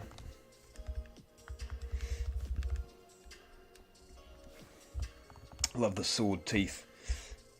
And yes, James, yeah, no. No worries about not knowing so much of the new Pokemon. It is. Gym Power has been very good competitively since it was allowed to be used in the competitive scene. So, yeah. Ice obviously doesn't always get as much attention because it's quite frail, but now we've got the new Snow mechanic boosting the defense of Ice-type Pokemon instead of Hail. Would you look at that? Leaf Green runs out just after the Fire Red. They're basically in sync. Snom is close second for you. Yeah, definitely friend shapes. We've got Snom in the background lurking there. You can see it just under the microphone. That is Zeb Zeb, my Snom.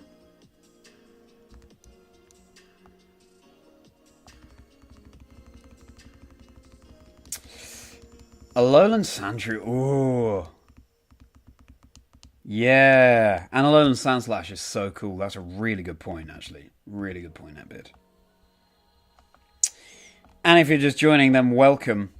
Like Durson here. If you're here because of the podcast episode I did with Matt, Absol Blogs Pokemon, then hope you enjoyed it. It was a pleasure to talk to Matt and learn from the experience of someone who's been on YouTube for the past 14 years. Staggering amount of time.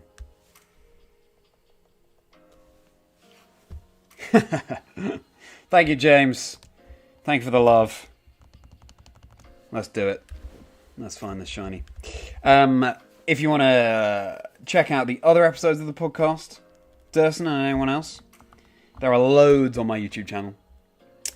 11 further, and of course I'll be releasing another episode this coming week with Ben Kiriakou, my friend and fellow competitive Pokemon video game caster. And in the podcast we get to know the life story of the guest as well as the 6 Pokemon on their dream team. Not what's most competitive, just the Pokemon that are the most special to them. And that's always very illuminating, very interesting to hear. So do go and check that out on the channel. I also have my event vlogs from the Pokemon casting that I do.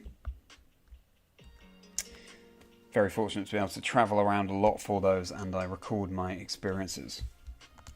Let's go and check that out. Everything is linked below with my, otherwise, with my X and Instagram and TikTok. It would be a pleasure to see you there. And also, it would be a pleasure to see you in my Discord community so we can hang out, even when it's not on stream. Sharing thoughts on shinies and the finds that we make, and on recently announced plushies as well.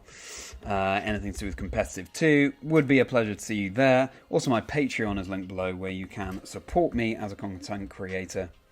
So any of those things would be wonderful to see you. Anyway, Durson, let's get to know you a little bit better. What's your favourite Pokemon? And what's your favourite generation? These are the classic first questions that we need to know in order to get to know someone in the Pokemon community.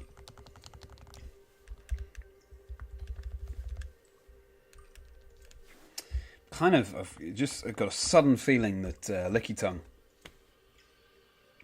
could be the shiny that appears as well, but for now I'm going to stick with Hoot Hoot in Emerald as the shiny we get tonight, if we get a shiny tonight.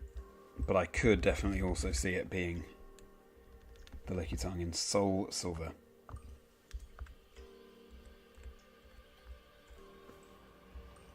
Alright, everyone. Togekiss, probably your favourite, and Sinnoh, your favourite region. So, they go very well together. Are you shiny hunting the Safari Week, Durson? Are you taking part? And if so, what are your targets? I realise I haven't told you what my targets are yet. So in Emerald, we're going for Ledibur. But there are so many cool targets in this area. I'd gladly take any of them. I'm going for Pinsir in Leaf Green. Obviously, would love to see a Chansey too. Kangaskhan and Tauros in Fire Red. And Larvitar in Soul Silver. Have to get ready for bed, Ash. Well, thank you so much for the luck for the final stretch. Thank you, as always, for stopping by for the stream. Always a pleasure to see you. And, yeah, well, I definitely ran before I looked at those Pokemon, which is stupid. See you on the next stream. And thank you, as always, for joining the stream. I hope you have a very good week ahead, Ash. Let's see if this unbroken chain of regular Pokemon can be broken. Thanks so much, Ash.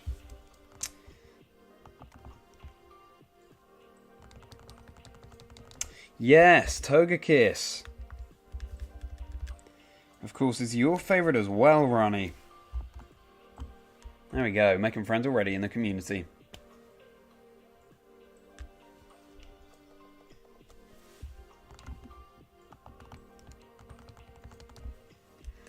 Had my eye on that Miltank as it went across the screen. But no.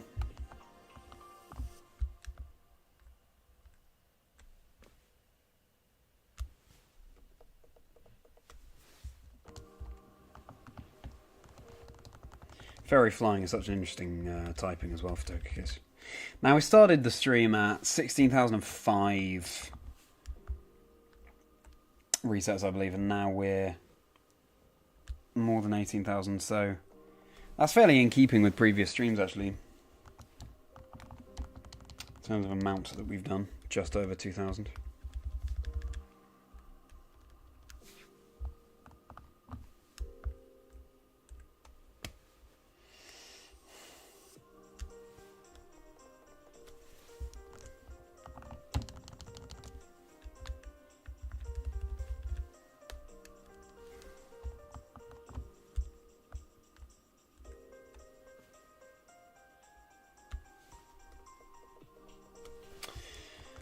Okay.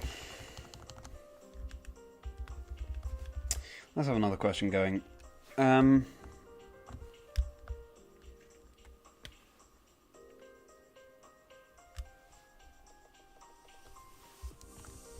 Ooh.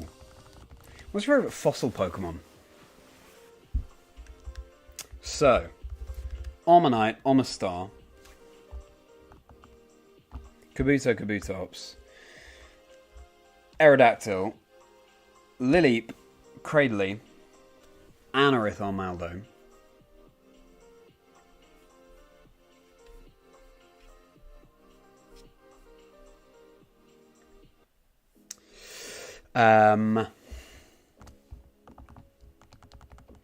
Shieldon, Bastiodon, Cranidos, Rampardos, Archen, Archeops, Tirtouga, Caracosta,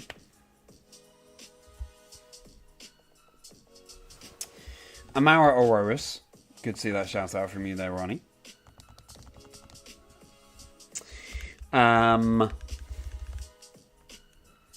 Tyrantrum,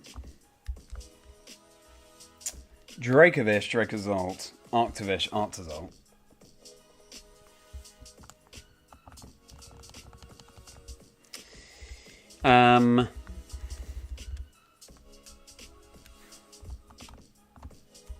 Yeah.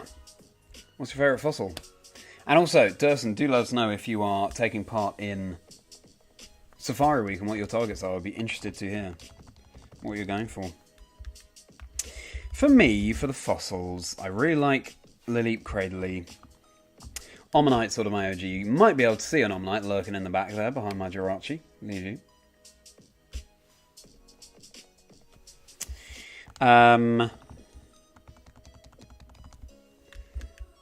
Of the two in Gen 4, I like Shieldon, Bastiodon. Slightly more than Cranidos, Rampardos.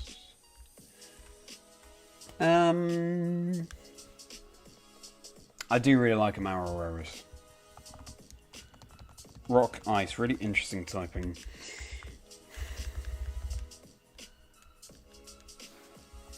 I think I will go with Cradilly. I like how difficult it is to remove. Very bulky. Rock and Grass. That was the first of its kind, I believe, with Cradilly. Rock and Grass type. In fact, what are there other Rock and Grass types? Are there other Rock and Grass types in Pokemon? I'm trying to think. It's a cool combination either way. So yeah, I'd say Cradilly for me. So, Amaura for you, Ronnie. Yep, makes a lot of sense. Great line, as I say, that's one of my favourites. Especially because of the part ice typing. Tyrant definitely does have little brother energy.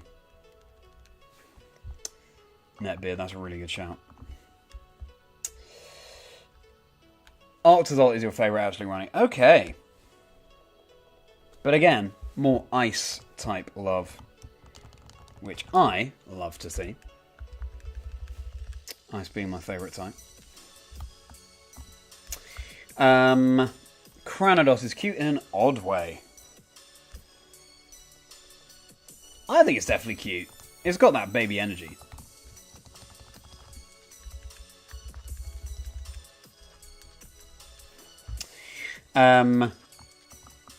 And you're not hunting Durson, you are playing through the Indigo Disc DLC. Oh, it's a lot of fun. I hope you're having a good time. I loved playing through the Indigo Disc.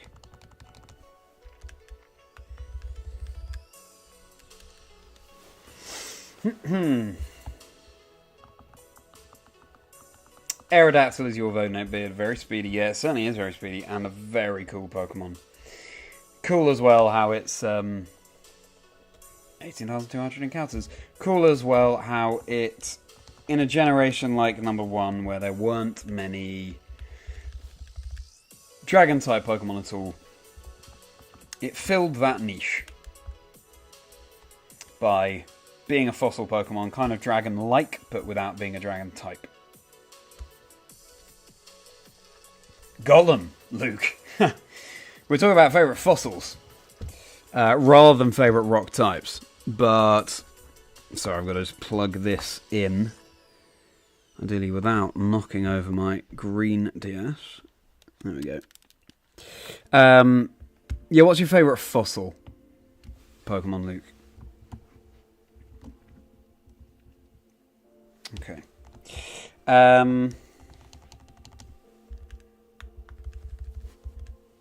My vote goes to Cradilly, by the way. Luke. As I was saying before. More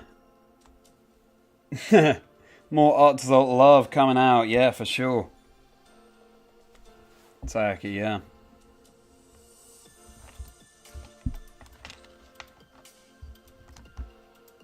Golem is an honorary fossil Pokemon. I guess so. I guess so. It's a rock type. Caracosta, that's a great answer, Luke.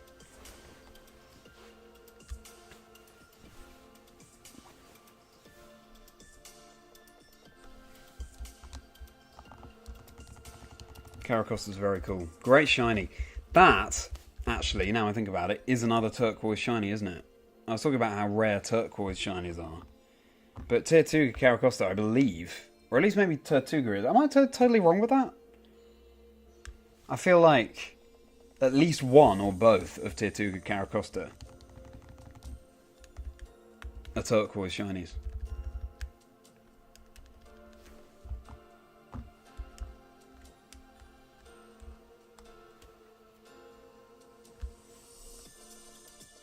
Big rock turtle. Yeah, very cool.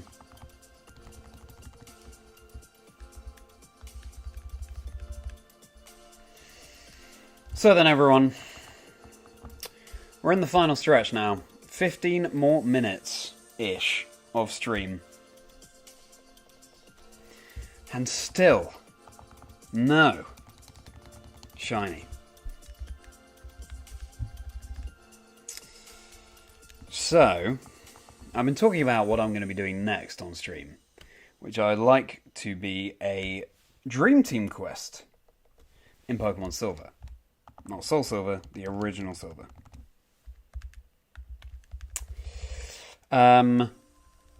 But seems like chat wants me to keep going with streaming in the Safari Zone this coming week until I get a shiny. So, who knows? Who knows how long the stint is that we're in for. We could still get a shiny tonight, of course. Which renders it a moot point, but...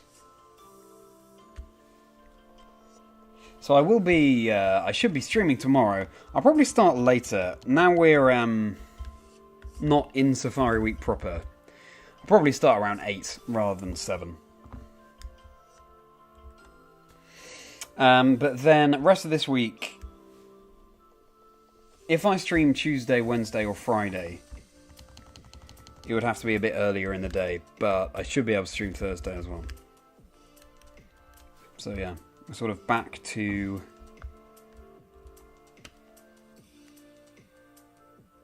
Well, I need to sort of work out going forward when generally is best for me to stream. Which days, and sort of stick to that schedule, but as I've just been getting into it, and obviously I wanted to stream every day of Safari Week, that sort of dictated the schedule. Then you can be at the start of the stream when I start at 8. Oh, okay, that's good to know, Ronnie. Good to know.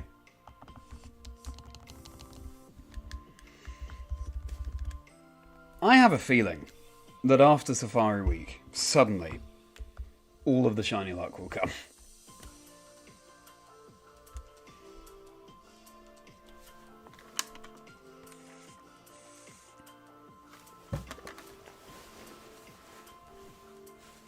Ugh.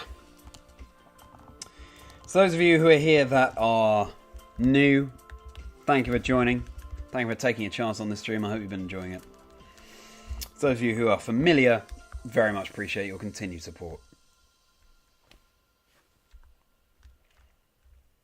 Always a pleasure to see anyone in my Discord community as well that's linked below. Chazindra's Chocolate Factory. It would be great to be able to hang out outside of stream.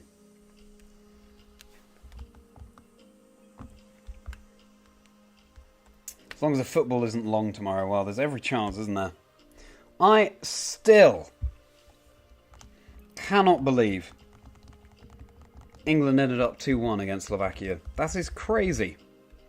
Because again, obviously I was getting ready to start streaming just as that match was wrapping up. At which point, Slovakia was 1-0 up. Crazy. Can't wait to hear more about that, or see more about what happened later on.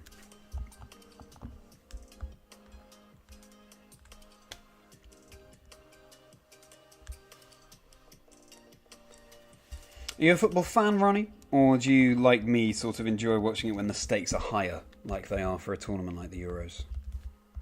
Or do you watch more generally too?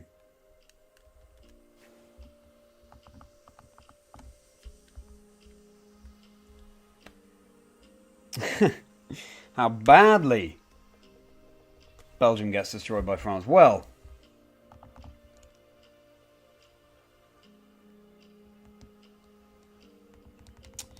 not very hopeful then for for your country. Well, it could go either way. I wasn't hopeful against Slovakia, but here we are. When the stakes are, yeah, fair enough.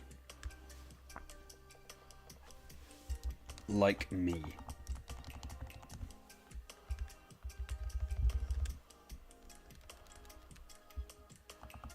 Oh, there we go.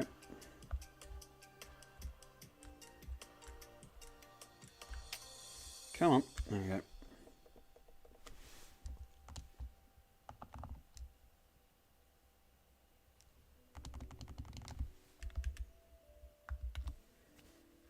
Never into sports. Yeah, well, understandable. At school, I definitely wasn't so into sports. And now, I love Wimbledon. Wimbledon's starting tomorrow. That's exciting. I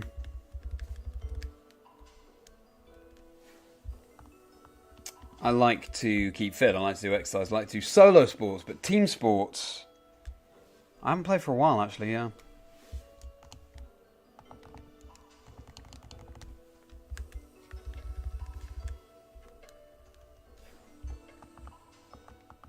So, at school,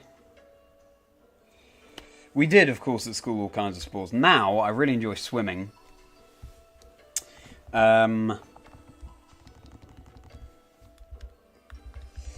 And I do weights as well. I work out. Oh, wow. All of my consoles need a charge. You need one more encounter as well. In fact, yeah, all of them are on charge right now.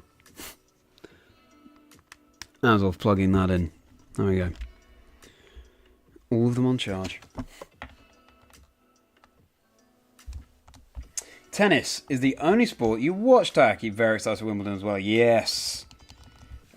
Even when I'm not actually watching Wimbledon, it's just nice to know it's on, you know?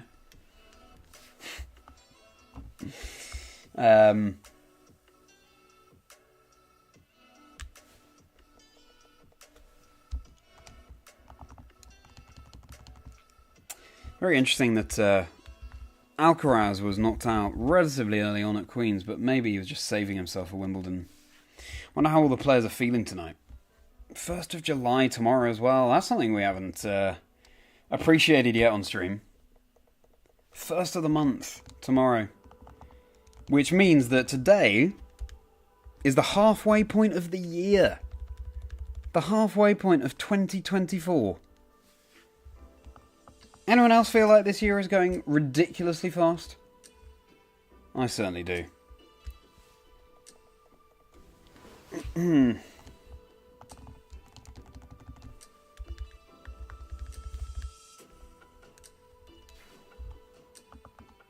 Official start of summer vacation over in Belgium tomorrow for you, Ronnie. Wow.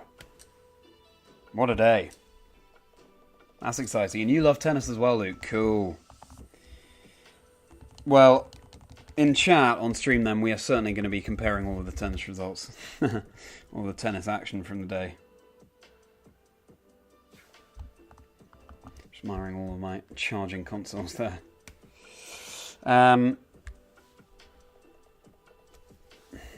Come on, shiny.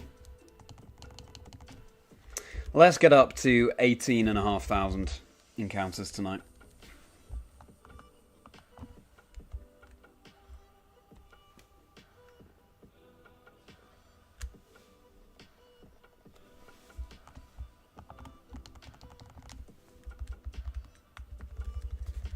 And then we'll call it a day. So, are we going to get a shiny in the next 180 or so encounters? I could see it happening. I really could. I really could.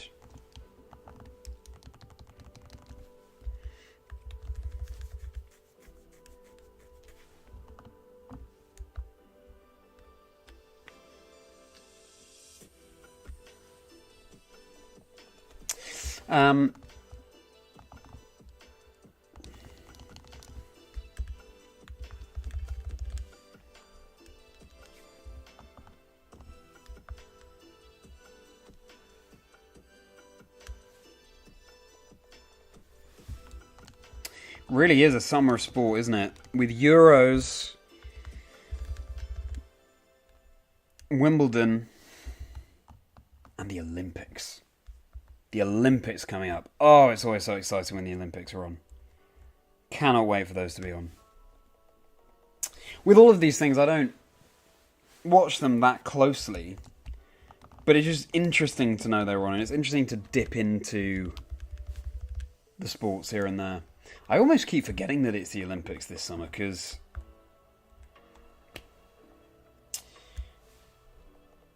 yeah, the hype hasn't really started building around it yet. In fact, I'm not even sure when the Olympics start this year. But it can't be too far away.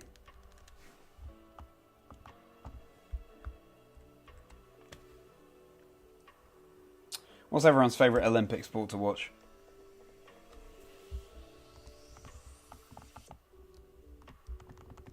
So I feel like even when you're not so sporty a person,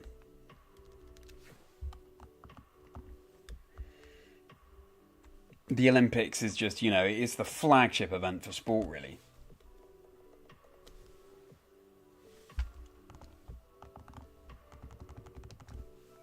So it's hard not to get excited about the Olympics. Not least, the opening ceremony and everything that goes with it, the spectacle.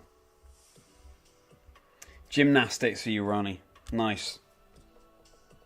Yeah, you rarely get to see gymnastics other than at the Olympics. I'm sure there are all sorts of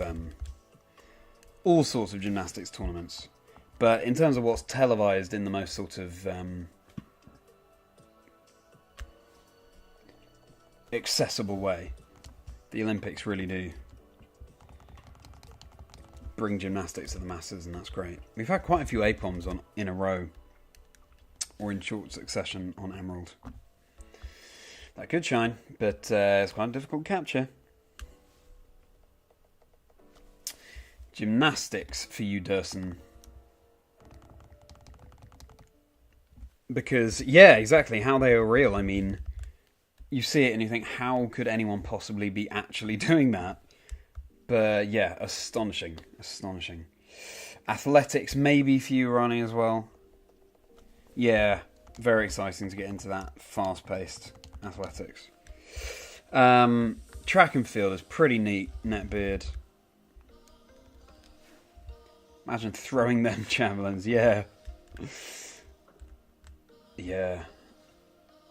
I think I once had a university lecturer who I think used to be an Olympic...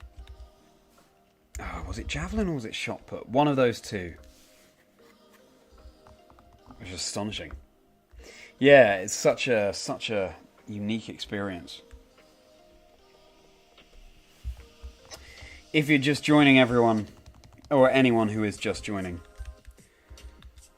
we're going until 18,500 encounters, and then we're calling it a day. We have 0 shinies so far this Safari week, very disappointingly.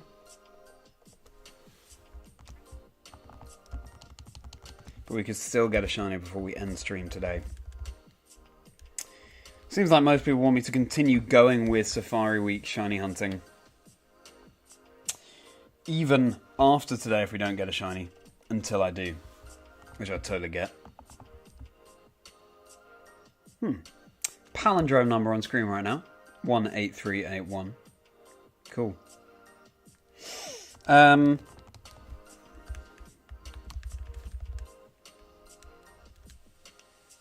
So, yeah.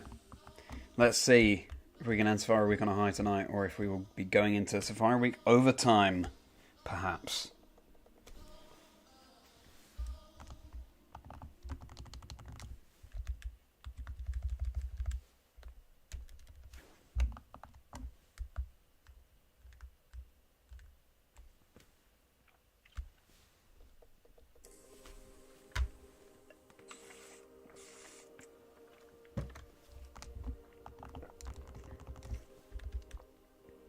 You're going to head out for now, Ronnie? Alright. Well, thank you as always for joining, Ronnie. Always a pleasure to see you. And have a very good sleep. And I'm glad you had a great weekend at the zoo. Thanks so much, Ronnie. Thank you for your support for all of the streams that you've attended. See you very soon. And of course, I hope that tomorrow everything goes smoothly. And I hope that it's a sad time, of course. But for the best. I'm sure it's a decision that's been made with the utmost love. So, all the very best for tomorrow, Ronnie. And sleep very well.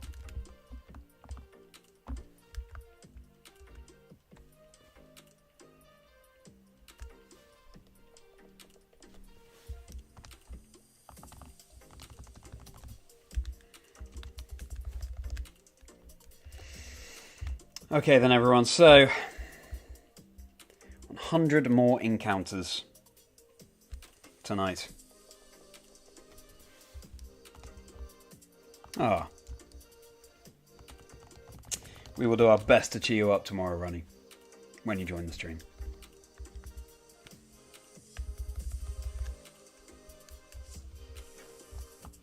Sleep well, Ronnie. And thanks again.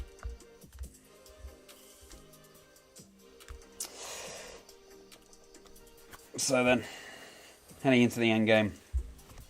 Chuck in some of your favourite music into the chat, some of your favourite artists and bands. Always looking for more recommendations. Thank you for those of you just joining for tuning in to catching the tail end of the stream. We're going until we get to 18,500 encounters, and then we're going to end the stream with still no shinies this Safari Week. If you want to... Thank you, incidentally, for showing that love in the chat, Taiki. Yeah. Such a welcoming community. So fortunate to have you guys. Such a wonderful community. All of my socials and my Discord community, etc., they're all linked below in the description. So it would be a huge pleasure to see any of you there, if you're not already a member. And if you're enjoying the stream, of course, please do like and subscribe. I know we hear it so many times, but these things really do go a long way. And of course, as is the case for most creators, I haven't seen that many Kangaskhan tonight. As is the case for most creators, only a fraction of the people who watch my videos are subscribed. So please do subscribe if you're enjoying. It would mean a huge amount. And it's so important these days. All right.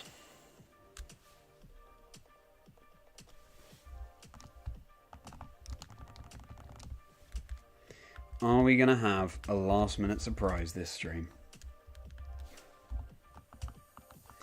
Are we going to have a shiny Pokemon brighten my day as much as you all do in chat? Well, that's impossible. To have a shiny Pokemon brighten my day as much as you all do in chat. But will we see some sparkles?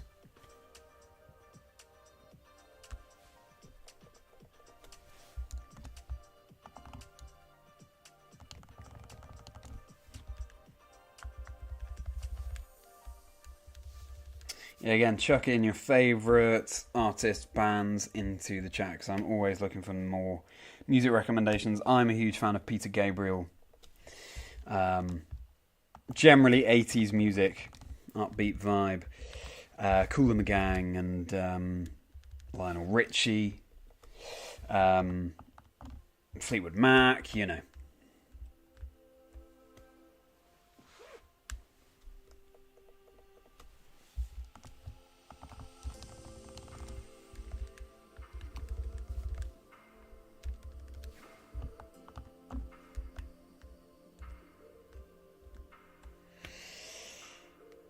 Hosier is your most listened artist right now.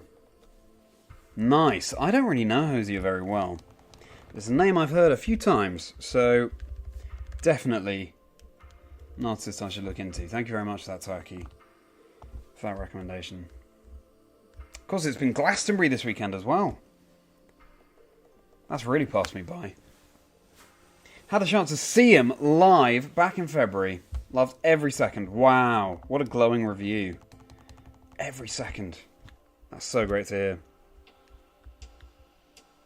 Optimistically checking that regular Sunkern.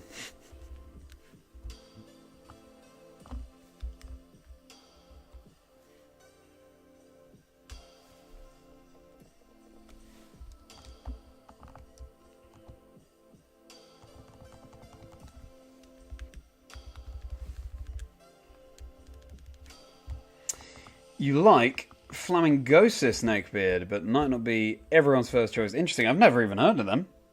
Flamingosis. Would be intrigued to check them out.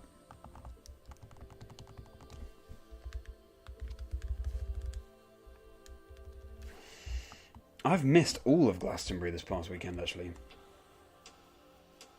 fact, it'll be the last night now, won't it? So... Well, maybe it stopped already, but Shania Twain, I believe, was headlining the last night tonight.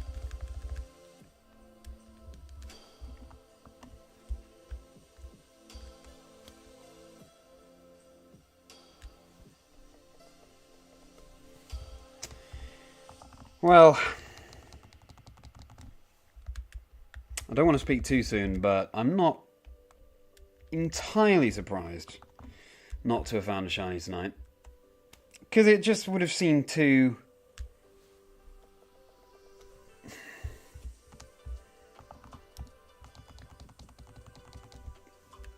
too coincidental, I guess. Not find a shiny the whole of Safari Week and then on the final night we do. Oh, another shout out for Flamingosis from Luke. What kind of music do they play? I'm most intrigued. Glad I asked. But yeah, maybe we will open the floodgates. Maybe being 2 times over odds.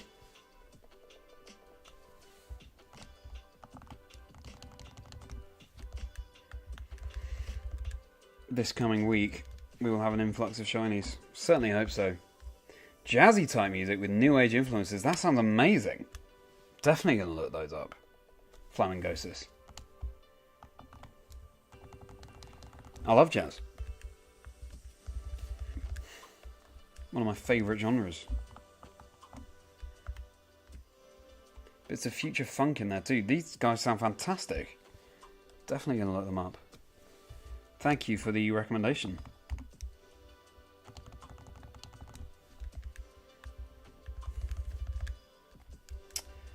Tomorrow, I'm going to be editing the next episode of the podcast with Ben Kiriakou. Looking forward to doing that. What are other people up to tomorrow? What's on people's agendas? So, final few rounds of encounters. So, Lofi, never heard of them either, Durson. Thank you for that recommendation. Lofi Flamingosis. We'll remember these. Alright. Here we go. Final encounters of the night. Final encounters of official Safari Week. Are we going to get a shiny? At 18,500. Deep breath. And let's go.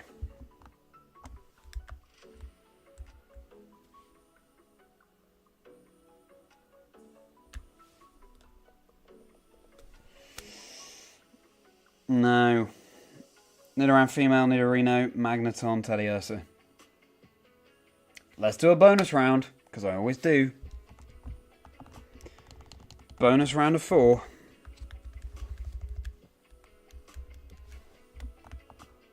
Come on.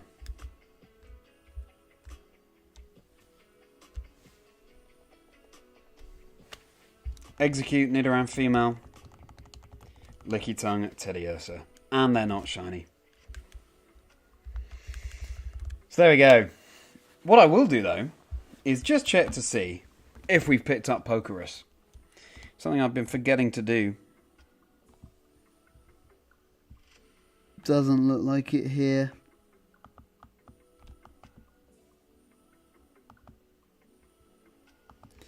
No.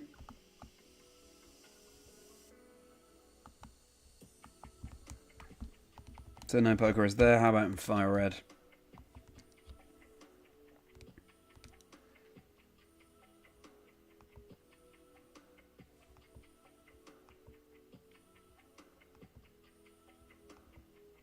Doesn't look like it there either. Soul Silver.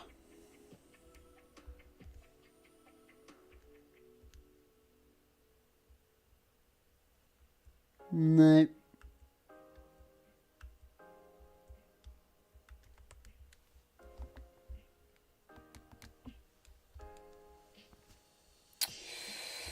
And what about Rachel, hello.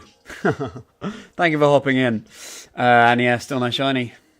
It's been a sweet week of streams. Thank you so much. I'm glad you've enjoyed it. I've certainly enjoyed streaming, and having all you guys in chat certainly makes it all worthwhile. What we are doing, Rachel, is just checking to see if we picked up Pokerus in our hunt tonight. Not on the other 3 games, but how about on Emerald? Nah, doesn't look like it. Doesn't look like it. Oh well.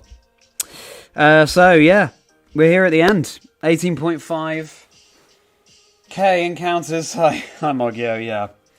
Oh man, indeed. So, we still have no shiny, and it's the end of Safari Week. So, I was saying to everyone earlier, Rachel and Mogio, what I want to do next is a Dream Team quest on Pokemon Silver. So, Generation 2 Silver, not Soul Silver. I've been planning it out this weekend, and I'm looking forward to it. But because we still don't have a shiny, seems like chat wants me to continue doing some Safari Week until we get a shiny. So even though it'll be overtime for Safari Week. So I'm going to sleep on that idea and see. But, yeah. Either way, I'm glad that you say it's been a sweet week of streams. Sweet week of streams. Bit of a tongue twister there, Rachel. Because I've had such a fun time. And again, these have been my first ever streams for Safari Week. And you have all made it so much fun. So thank you. I mean, Oda shiny at this point, so many encounters. Well, we'll see. We'll see. Maybe it'll open the floodgates that we've been saying. Maybe we'll get a couple of ones. But yes. These have been my first ever streams this Safari Week, and having you all here in chat has made it all so much more fun than going through the pain of being more than 2 times over odds with no shiny. So thank you so much, everyone. You're all a wonderful community, and if you want to be a part of the wonderful community, you can join in on Discord. The link is in the description below, along with all my socials, if you want to follow along outside of this. Outside of the streams, and keep up with what I'm doing, commentating-wise as well, etc. My Patreon is there as well if you want to help support me as a creator, but I just fundamentally really appreciate you all being here, so no worries either way. So, we've streamed every single day of Safari Week, 10 days, and you're curious as to when I'll get one. Fair enough, I'll give you. Every day of Safari Week, 10 days with no shiny. It hasn't been the most stellar Safari Week, but it's certainly been a lot of fun again. So, thank you all for making it so much fun. I hope you all have a wonderful week ahead. Tomorrow, I will be... If I'm streaming tomorrow evening, I'll probably start at 8 as opposed to 7. Now Safari Week's over, need to create a little bit more time in my day, so I'll probably start streaming at 8. I think I'm free to stream on Thursday as well. Otherwise, if I stream, it would have to be earlier in the day, but watch this space on that. But it should be tomorrow and Thursday that I stream. I'll be editing Ben Kuriaku's episode of the podcast tomorrow, which will come out on Wednesday as always, so stay tuned for that.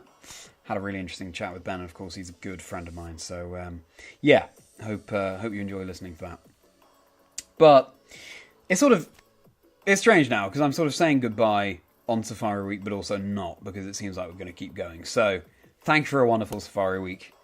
The bonus Safari Week, I guess, keeps going this week. Thank you to all of the newcomers in the chat as well, in the stream. Durson, for example, whose name I can just see there. Neckbeard as well from just the most recent messages. Thank you so much for being here. It's always a pleasure to welcome new people into the stream. And I hope you've had a good time. Hope to see you on future streams as well. Really been fun to hang out with everyone who's new in the stream, so thank you for being here. And of course, to the people I'm more familiar with as well. Thank you so much, everyone. And yeah, it certainly will be a good podcast, Rachel, so I'm glad you're looking forward to that. And thank you for bidding everyone goodbye next. So, I believe that's all I have to say.